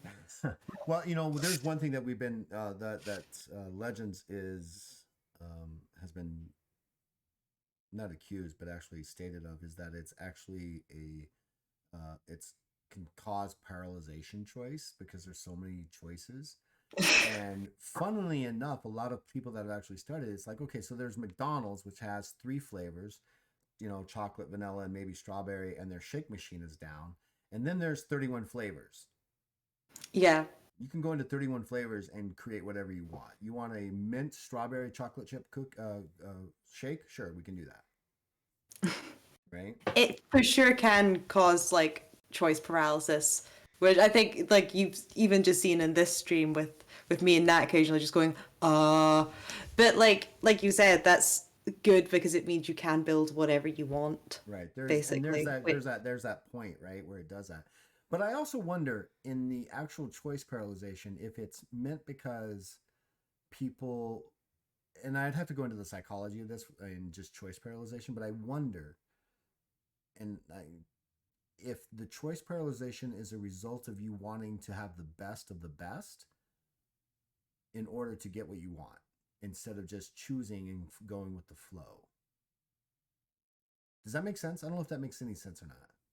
No, that makes sense. It's kind of you're wanting to optimize your character in a way to build what you want, Right. but this is the kind of character creation thing where actually it benefits to just let the character evolve as you're building it. And like also it's almost like because you're choosing these as if you can't go back and change them. When you absolutely can. You could go back and be like, oh, actually, I think it would work better. Like Nat's done it a couple times tonight, just being like, I think it would work better if I went back and took this instead. Right. And then Um, even in the middle of the game, your character creation never stops, right? It's always an evolving thing. And you can actually go back and say, you know what, I really don't want that ability, so there's rules for you to get rid of the ability so you can take it towards another ability. Or I really want to do this. And because of the fact that it's open, you can decide that, oh, I really want this ability. Oh, I should have taken that ability earlier, but now I can take it now. And you can just mhm. keep maneuvering, building your character to the point. And one of the things is we don't know, like in Dungeons and Dragons, there's like that sweet spot where you get to a certain level and that's really the best place for the characters. And then you basically start over. I don't know where that is in Legends. That's exciting. I don't know if it's 15th rank. I don't know if it's 20th rank. I don't know if it's 25th rank. Um, and then people are like, well, what about the math and what about all the complications? Well, when you get to certain skills, because your skills can continue to grow into the hundreds. I mean, there are monsters out there that have like a 450 attack skill, Oh right? God. So they're basically doing a base of 45 successes worth of damage or whatever they're doing right off the bat. Then they roll a d100 to see if they get any more or if they crit.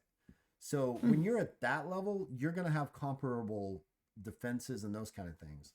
Um, but that is like, we're talking like 30th rank characters. We've never we've never gone that high. we generally in playtesting we get to about 15th rank and say, okay, let's try new characters just for the testing. But some of the abilities, the way they're built, is I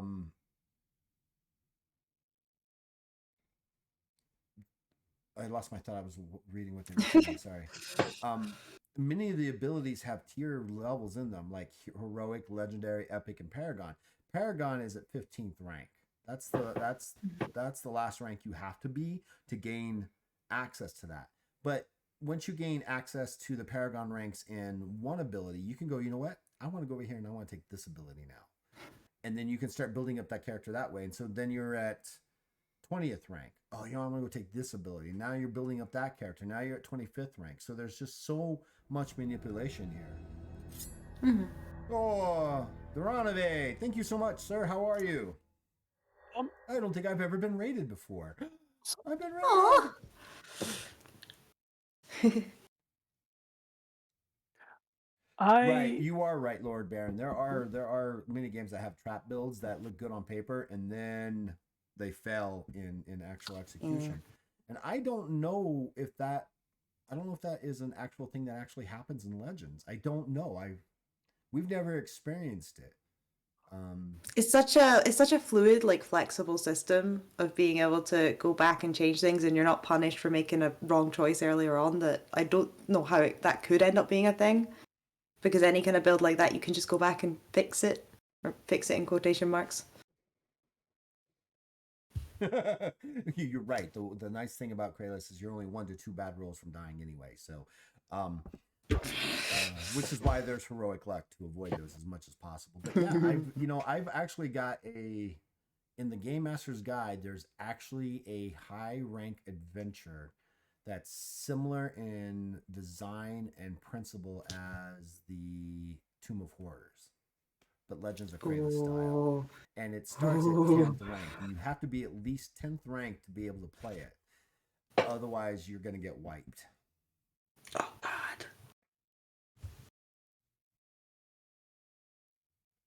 No, don't you be playing with those channel points. That would be... You're a bad boy, Lord. You're a bad boy. So if you actually are part of, on the stream and stuff like that, you actually get to... I'm gonna figure out a way to keep you from earning them. So you could actually give people heroic luck if you're watching a game. You can actually give them heroic luck.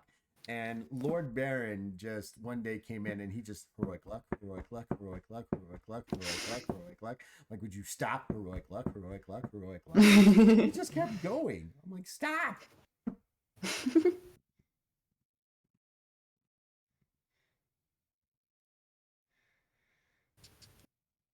Oh, Dronove, sorry to hear about your internet. And how heavy are thieves' tools? How heavy are thieves' tools? They're not very heavy. I mean, it's probably... I assume they're like 2-3 pounds, but... Thieves' tools? No. Yeah, I not couldn't even. find them. I mean, I can find thieves' picks, but I don't know if that's... Thieves' picks and thieves' tool. Well, okay, so what's a thieves' tool exactly? A crowbar? Right? Thieves' picks is what we go with, but thieves' tools... I don't think they weigh that much. I would probably put them in the same category as maybe a artisan kit or something like that. But where are you seeing thieves' tools at? They are mentioned under the example for fine quality items. So I was trying to find them so I could keep track of their weight because I don't have a lot of carry weight. So thieves' tools would be something like the thieves' lock picks, thieves' picks, and other things like crowbars, those kind of things. So it's not like a specific item; it's a accumulation of items. I guess the best way to put it. Okay.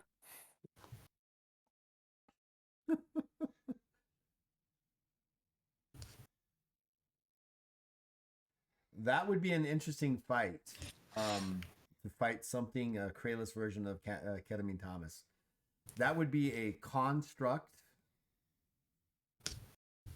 Oh my! Oh no! No, I don't want to fight him now. No, I don't want to. No. Yeah. I don't know no. who Ketamine Thomas is, but that sounds like nightmare fuel. It is Very nightmare powerful fuel. name. It's very nightmare fuel. So in Legends of Kralis, you can actually have I can't think of the names now. Jaegers. You can have Jaegers in Kralis. The rules are built there for them. You can have your own personal power suit, like Iron Man, right? You can. The rules are there. So yeah, I don't think I'd want to. No, I wouldn't want to fight that because that just no. There's so much you could. No, I don't want to. No. We would have to be at least 15th ranked to be able to take on someone like Thomas, the steam engine Ketamine. Are you kidding me? Oh my god. It would be a huge construct. Well, it'd actually be kind of cool though, because if it's a huge construct and we were all medium and small sized creatures, he actually that would actually make it a terrain that we could actually crawl around on and attack.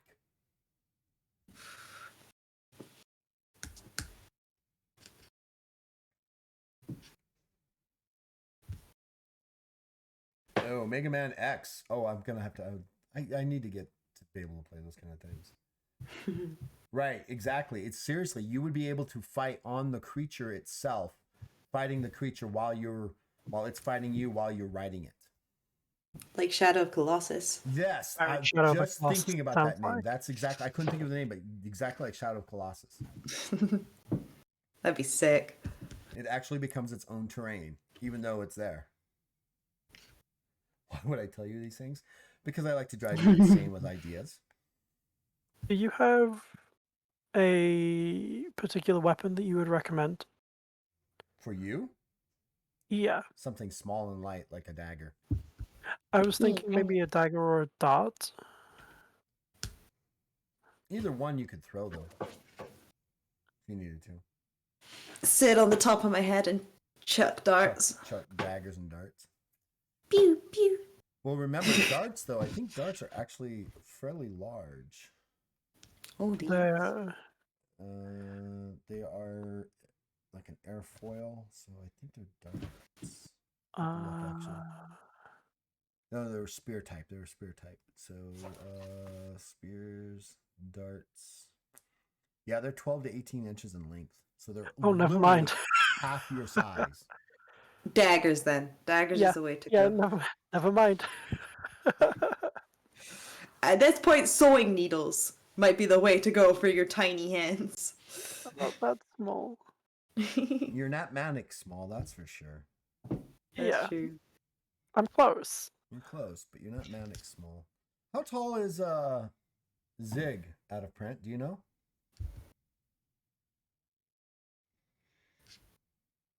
Why would I give you this rule? Because I love you. I would love to fight Academy, but I would have to build a very specific build. Which wouldn't take me too long. I would definitely go troll.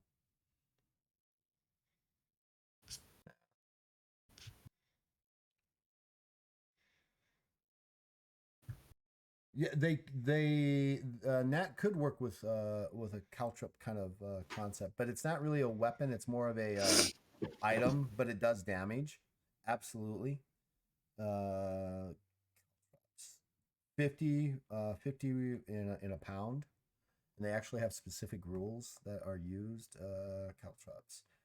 They are used to scatter.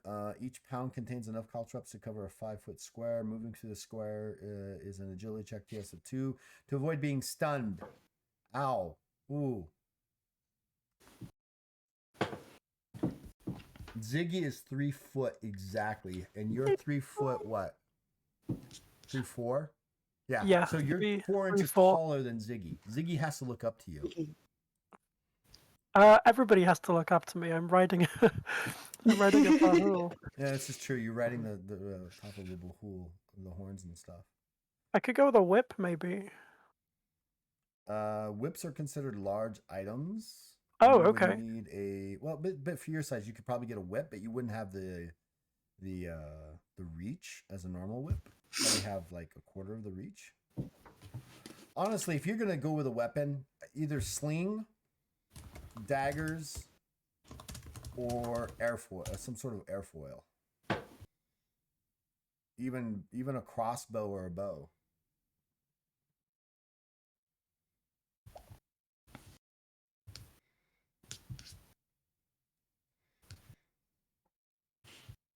No, so for your Dragon Rider, let me show you M's character.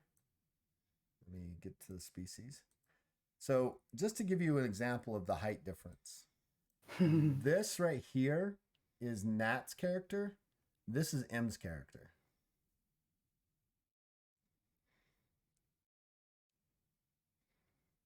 Size-wise. And so Nat actually kind of travels on M's head and shoulders for the most part. And then way down here is Ziggy. Look at that. Look how small he is. I'm a mouse. What do you want? But compare the size differences. Oh my. And so drawn wise, this is what Nat's character kind of looks like. Another one here, different artist. The series for life, yeah. Like I said, I figured out how for you to be Goku by 5th or 6th rank with all your appendages. I'm not going to tell you how. You're going to figure that one out on yourself. And then M's character is this big boy right here. Oh, yeah. I've got another picture I need to put in there. I should probably put that in there. You'd go further beyond.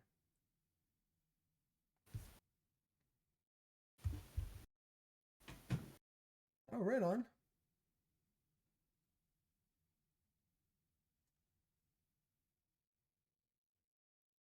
Great, another meat shield. Ziggy needs as much meat shields as he can get. I should rename Marta just a meat shield. You should, you're right. Well, and what's interesting, so you know how I was saying that, Nat could actually stay in the same square as you? So could Ziggy because of their size. At the same time. Both could sit in, they could both be in the same square with you at the same time you're there. And that's really cute. Oh, so imagine this. You've got, maybe you finally get to a point where you're actually wearing Larkev or plate armor. One of them, Ziggy's holding on to your shin plate while you're walking, firing his pistol. We have just created your own kind of walking Jaeger, a living Jaeger, for instance, right? And then on top, you've got Nat's character throwing out Jinhu. Wow. The combinations that you guys can do. And then their move speed is not their move speed, it's your speed. Ooh. You definitely need to upgrade the handgun, like a energy blaster or a better gun. It's called Alpha Formation. Ooh, there you go. There you go. Nice. Did I buy a Katat? A Katat? They are throwing rings. They're rings that are anywhere from 6 inches to 12 inches in diameter that you can throw them. And to be honest, they are literally chakras that you can throw, chakrams. But I don't want to, yeah, there's so many stories behind why I've chosen the names of equipment and things because of fanboys. I like fanboys, but I don't like fanboys. Now that you've said that, I'm very tempted to pick them. They're awesome because sick. What you can do is you can actually bank them, right? You can throw them up against a target, bank it off that target, and try to hit the other target. Ooh. I would absolutely go for one of those. Also, there's also in the fighter in the one of the ability that's shield expert, shield something. You can actually throw your shield like Captain America. That's You can really bank cool. it. You can bank it, and if you do it at certain levels, you can actually have it come back to you.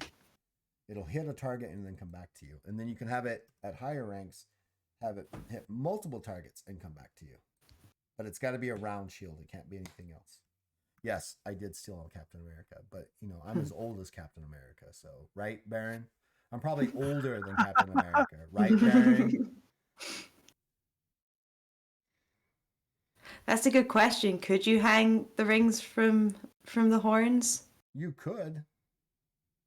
I mean, I'm gonna- Bahuls in general, their status is based off of their horns, and they actually have, as you get older, your horns actually start to put these rings on to show your status in society. Oh, that's so cool.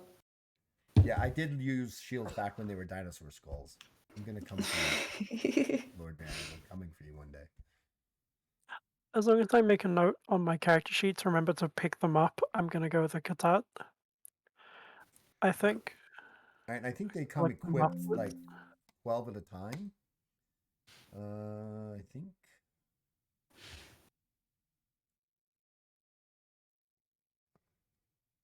Yeah, so if you read on the description of Katats, so they're steel rings of 5 to 12 inches in diameter of varying thicknesses. They tend to fly very straight and level and not easily deflected. A Katat typically comes in sets between 5 to 9 rings of varying diameters. Okay. You may attempt to bank the Katat against any solid surface. The character can only bank the shot 3 times before the Katat simply falls to the ground. And each time that you bank it, it slows down and has its total damage reduced by 3 points.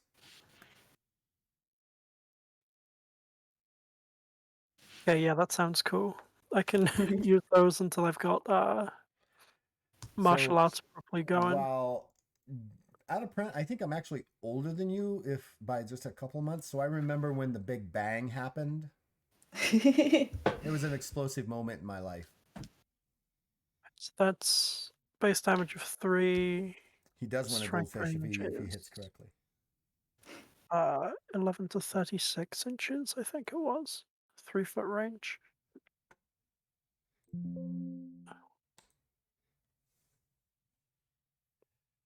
Okay, so you are older than me. By what? So in a few weeks, what, you're in February or February? February? You're 7 months older than I am. People are older than you? Yes, Lord Baron. People are older than me. There are people who have been around a lot longer than me. You snot. Love you much, but you're a snot. But you make my community awesome. Lies and slander. Lies and slander that there are actually people older than me, or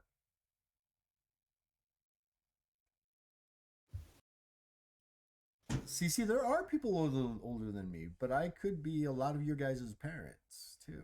That's crazy and creepy if you think about it.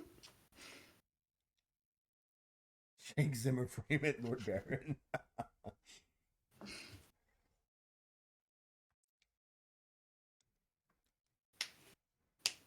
All right, anything else there, Em, that you wanna talk about? You wanna take a look at some other things? I mean, we're kind of we're done. You guys' characters are done. We're gonna go into the Legends of Kralis character file that to be used as NPCs at some point in the world. Oh, that's sweet. That is very exciting. So yes, you guys are actually helping me write the game, so I'm using you. That's exciting. Fantastic. I feel just have sorry nothing for but whichever player praise. characters run into these. I know.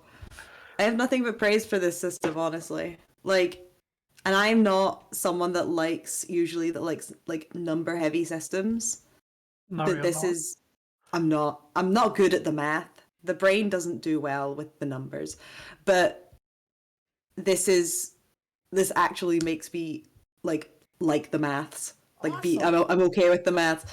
I'm like, you know what? These numbers make sense to me. Yeah, it works. I understand it. So I genuinely do have nothing but praise for this system Well, from what I've done of it so so far. Lord Baron is like he's like because he and Katie have actually rolled up characters, and I've already told you, LB, that you already are a part of the lore of the city of Dagdura Shiva. You have your own. You both are nobles, so on you. You're the type of NPC that would be the individual people would probably come for money, but we'll see.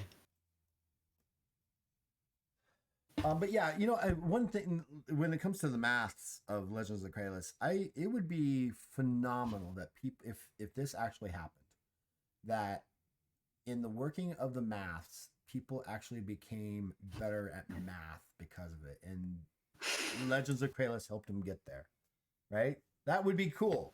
Even if I teach somebody how to do it, that'd be awesome, right? Um,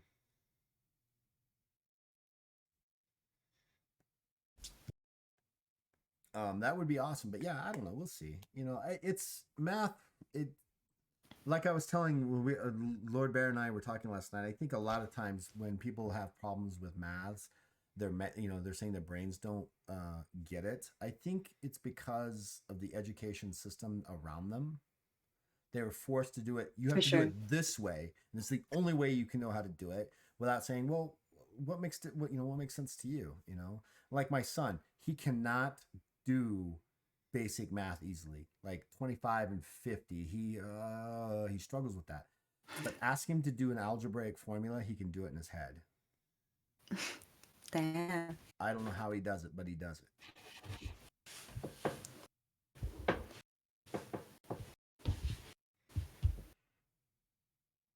I think I'm done. Yay! You died. Finally, I finished shopping. You finished shopping? So what are your thoughts then, Nat? What do you think? I think this is absolutely fantastic. I have been having so much fun doing this. I was very nervous about coming onto a live stream for the first time ever. I was nervous that despite my love of crunchy systems, I might struggle to get the hang of things because I struggled with Vampire. Oh, I struggled so much with Vampire. It's a lot of fun, but it took hours and hours of sitting and staring at the various source books, trying to figure out what I was doing and what kind of ramifications they would have later in the game. There have already been ramifications for my actions that I hadn't initially considered Wow.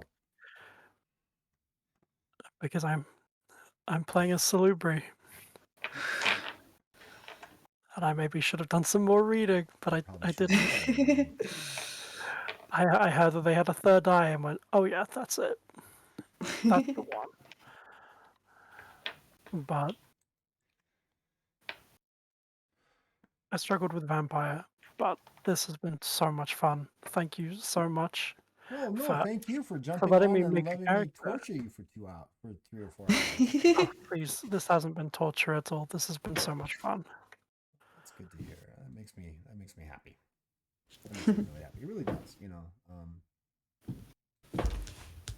So that's that. I mean, character creation is pretty much done. I'm willing to do character creations with anybody, mostly because I need to get the more people I can get to learn to play, the more I can get them to become GMs. The next big GM that's going to be stepping up to play is going to be our lovely M. She doesn't know it. They don't know it, but that's what she's going to be doing. She's going to start practicing. I'll try. I'll try my hardest. And her first character that who's going to be playing it is going to be Nat. Oh Yes. yeah, oh For yeah. sure. I'm gonna play. No, and the thing is so Lord Baron is looking to brush up. He's brushing up on the rules to be able to run some adventures, to be able to do that. And if you guys decide to do that, I am at your beck and call for rules and those kind of things. Discord. I can even sit in the game while you guys learn, because it's not as hard as it seems. It's all about knowing what to call for and what to happen. And that's true with any system, right? The more you play it, the more you learn it, and GM it, the easier it comes. For the most part, it all, and even out of print can even tell you, Lord Baron can also tell you, for the most part, it's like, okay, well, let's make a perception check TS4. Okay, cool. Did you succeed or fail? Okay, you failed. How bad did you fail? Okay, or how successful did you, and the level of success. The more success you get, the more detail you can get out of something. And that's one of the things that I've really tried to make sure happens, is that it's just a toolbox. All the tools are there, right? And if you go and look at like the Game Master's Guide and the Beast Tree, everything is just a tool for you to be able to do it. There's no such thing as, well, I can just make up my own thing. Well, you can, but be aware of the ramifications of you doing that, right? As a rule wise. Yeah, all the TSs would be super low. Okay, just don't fail. I know you.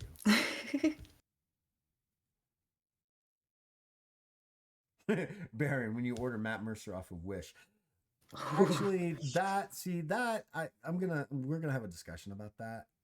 I think so. If you've never seen Lord Baron, go join his Twitch channel, watch him play. He is an exceptional GM. He's very into the character and the storytelling. I actually think that he has the ability to be as good as Matt Mercer if you're going to compare those two. He puts a lot of time and effort into him, but also what makes Matt Mercer is he's also got 8 other character actors who are playing into this. The game is pre-written, so they can do all kinds of things. So I think you're an amazing GM, Lord Baron. Me, I just throw you in a dungeon and good luck. I lock the door and throw away the key. Good luck. Did we ever discuss totem magic? No, we haven't. Do you want to take a look at that real Because quick? I realized while I was going through my character sheet to make sure I didn't miss anything, that I took I took create totem and we just haven't touched it. No, so we can touch that real quick, and then we can be done. Give me 1 second here. I need to fix something.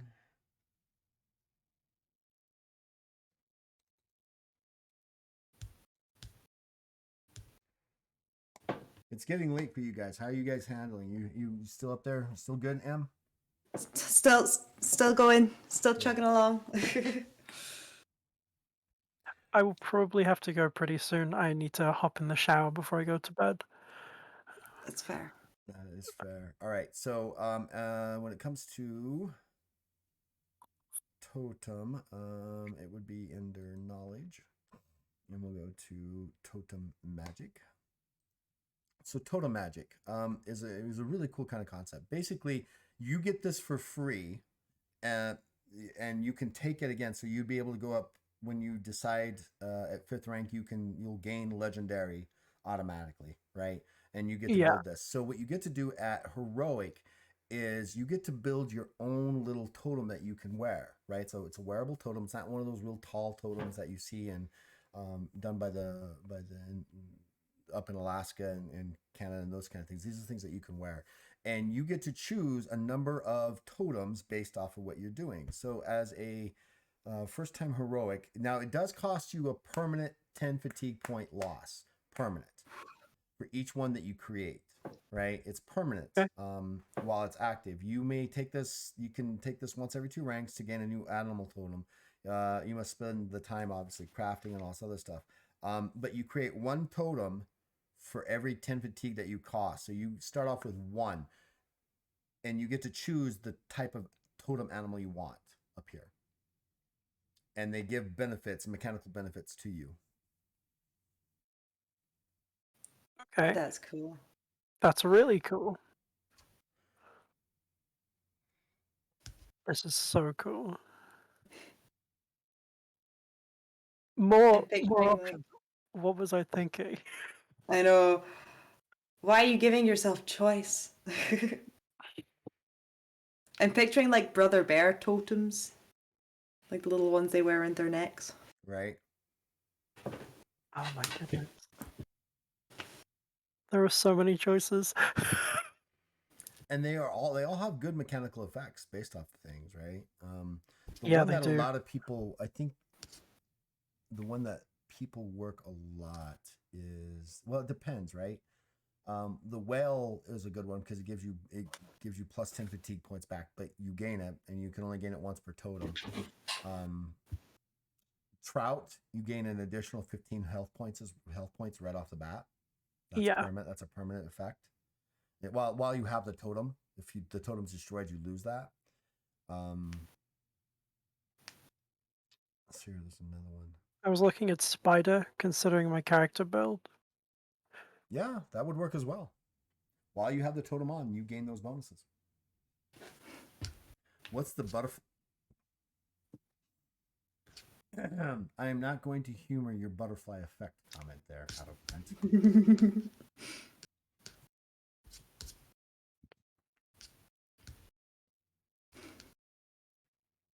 I saw what you were doing there. You tried. I like how we that bastard. So yeah, there's a lot of things you can add here, but the spider, the spider will work for you.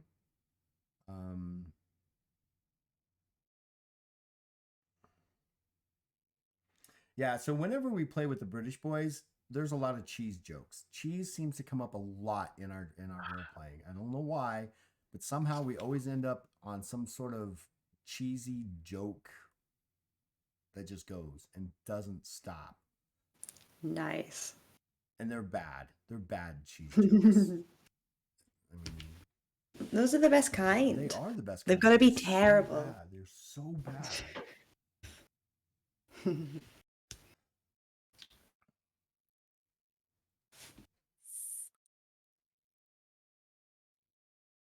Okay, I think I know what I'd go with. Oh. Gouda jokes. What are you thinking? I would go with whale, spider, and antelope. I think.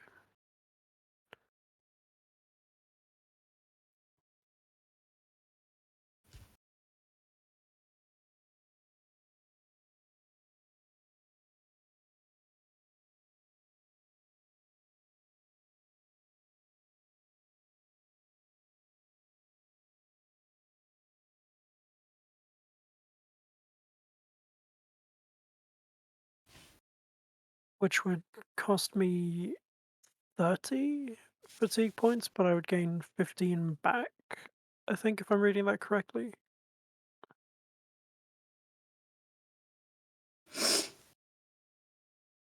Correct. So that would be, yeah. So which ones are you going to go with? I was thinking antelope, spider, and whale. Okay, yeah. Cool. Those work. So yeah, you would gain, it would cost you 30 to build that, but you would gain 15 back, so you only lost 15 total. Permanent. Nice. But with that, you gain +5 to your base movement, +5 initiative, +5 or +10 to your stealth, climb, and herbalism checks, and the whale gives you back your fatigue that you lost. Yeah.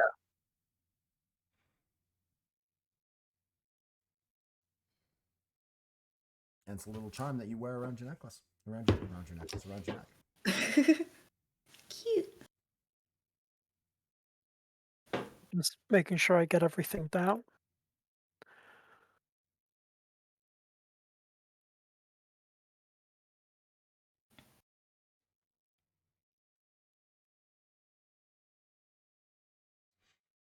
So, and again, like I said, if you guys want to play, let me know your guys' schedule. Yes.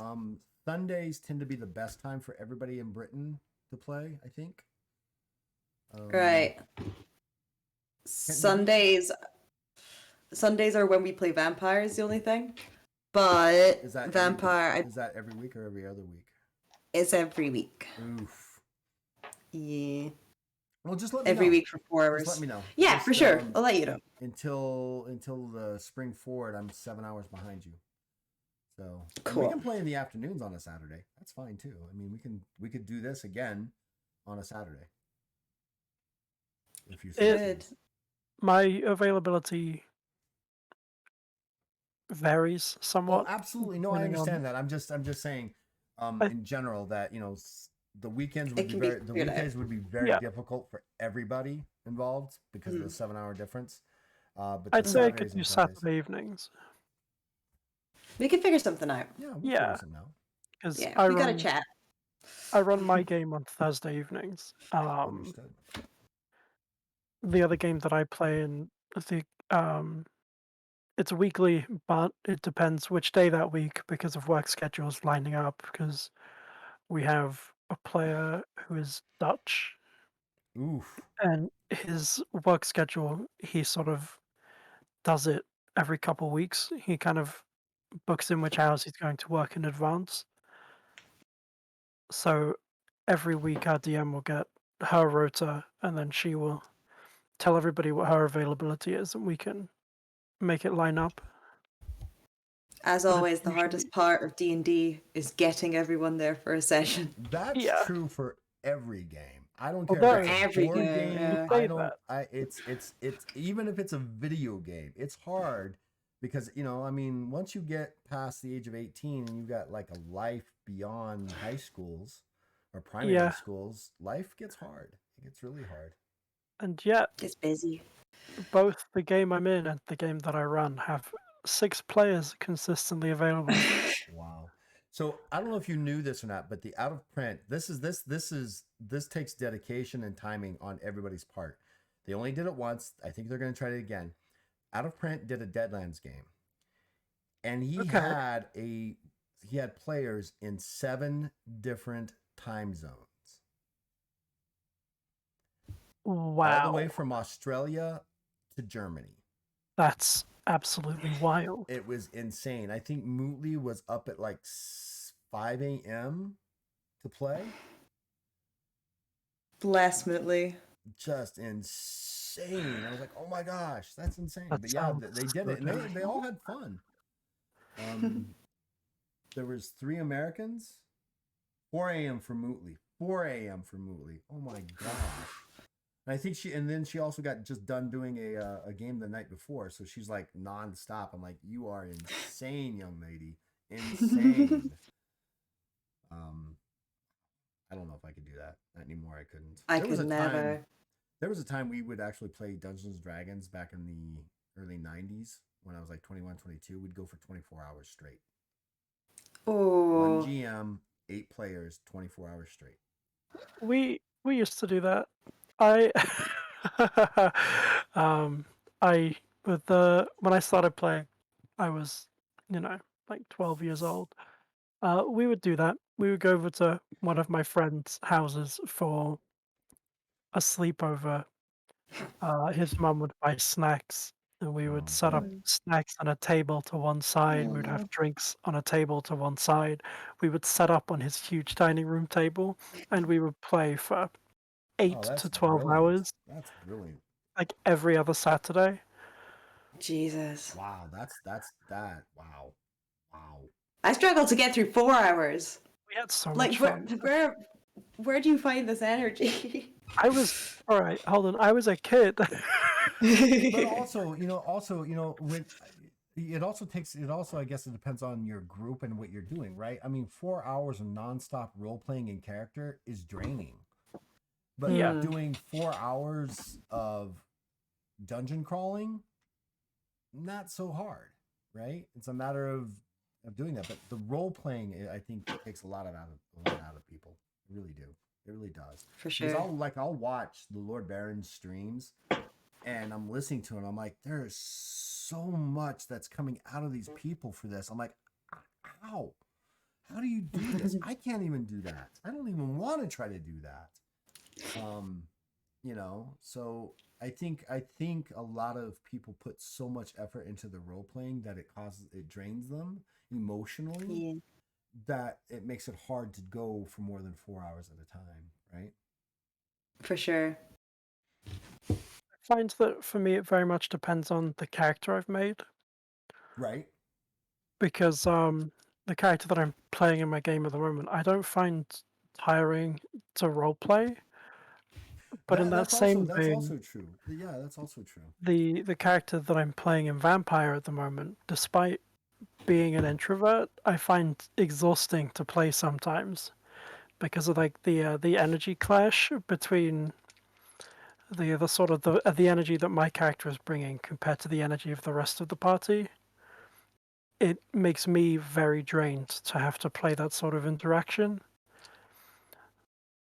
I think there are a number of factors, but I'm usually just happy to spend time with my friends, to be honest. Yeah, that's true too. And you're right, Stinkle Dinkle. I miss endless free time. Absolutely. Yeah. For The- sure. Welcome to being an adult. And then there's the other end of it, right? There's the other end of it where you start to get to the point where you can be semi-retired and then retired and get back to it, right? I mean, look at my generation, Generation X, right? We are going to be the first ones outside of the boomers to actually get into retirement zone, and we are going to be the ones still playing PlayStations and Call of Duty and Dungeons and Dragons in the retirement areas, right? Instead of checkers and Go Fish and Rummy, we'll be playing Dungeons and Dragons, Legends of Kralis, GURPS, Vampire, whatever video games that we can get our hands on in the retirement areas. Your parents, right?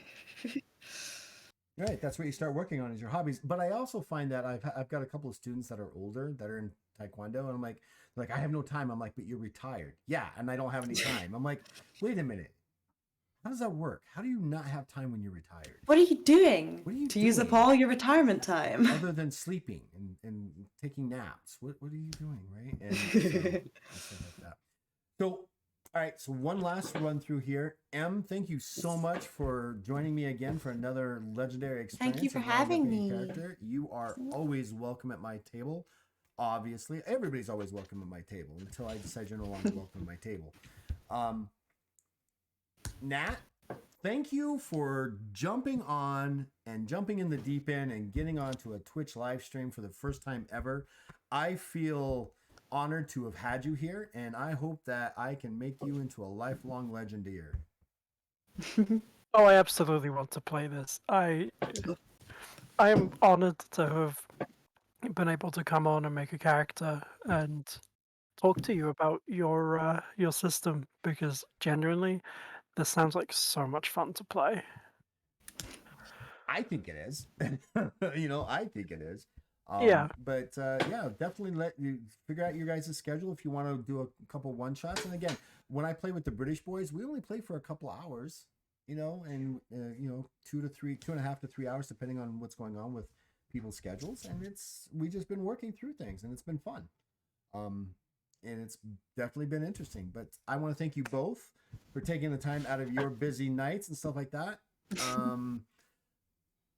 That's it, folks. Thanks for joining us. If you've been on the stream with us, thank you for subscribing. Thank you for following. I do appreciate it. Lord Baron, thank you for being the person that you are, out of print. Awesome to always have you in class. Right. Well, the thing is out of print, they're all in your time area zone too, so we can all figure out a British game, because I will come to you guys on your time zone. You know that.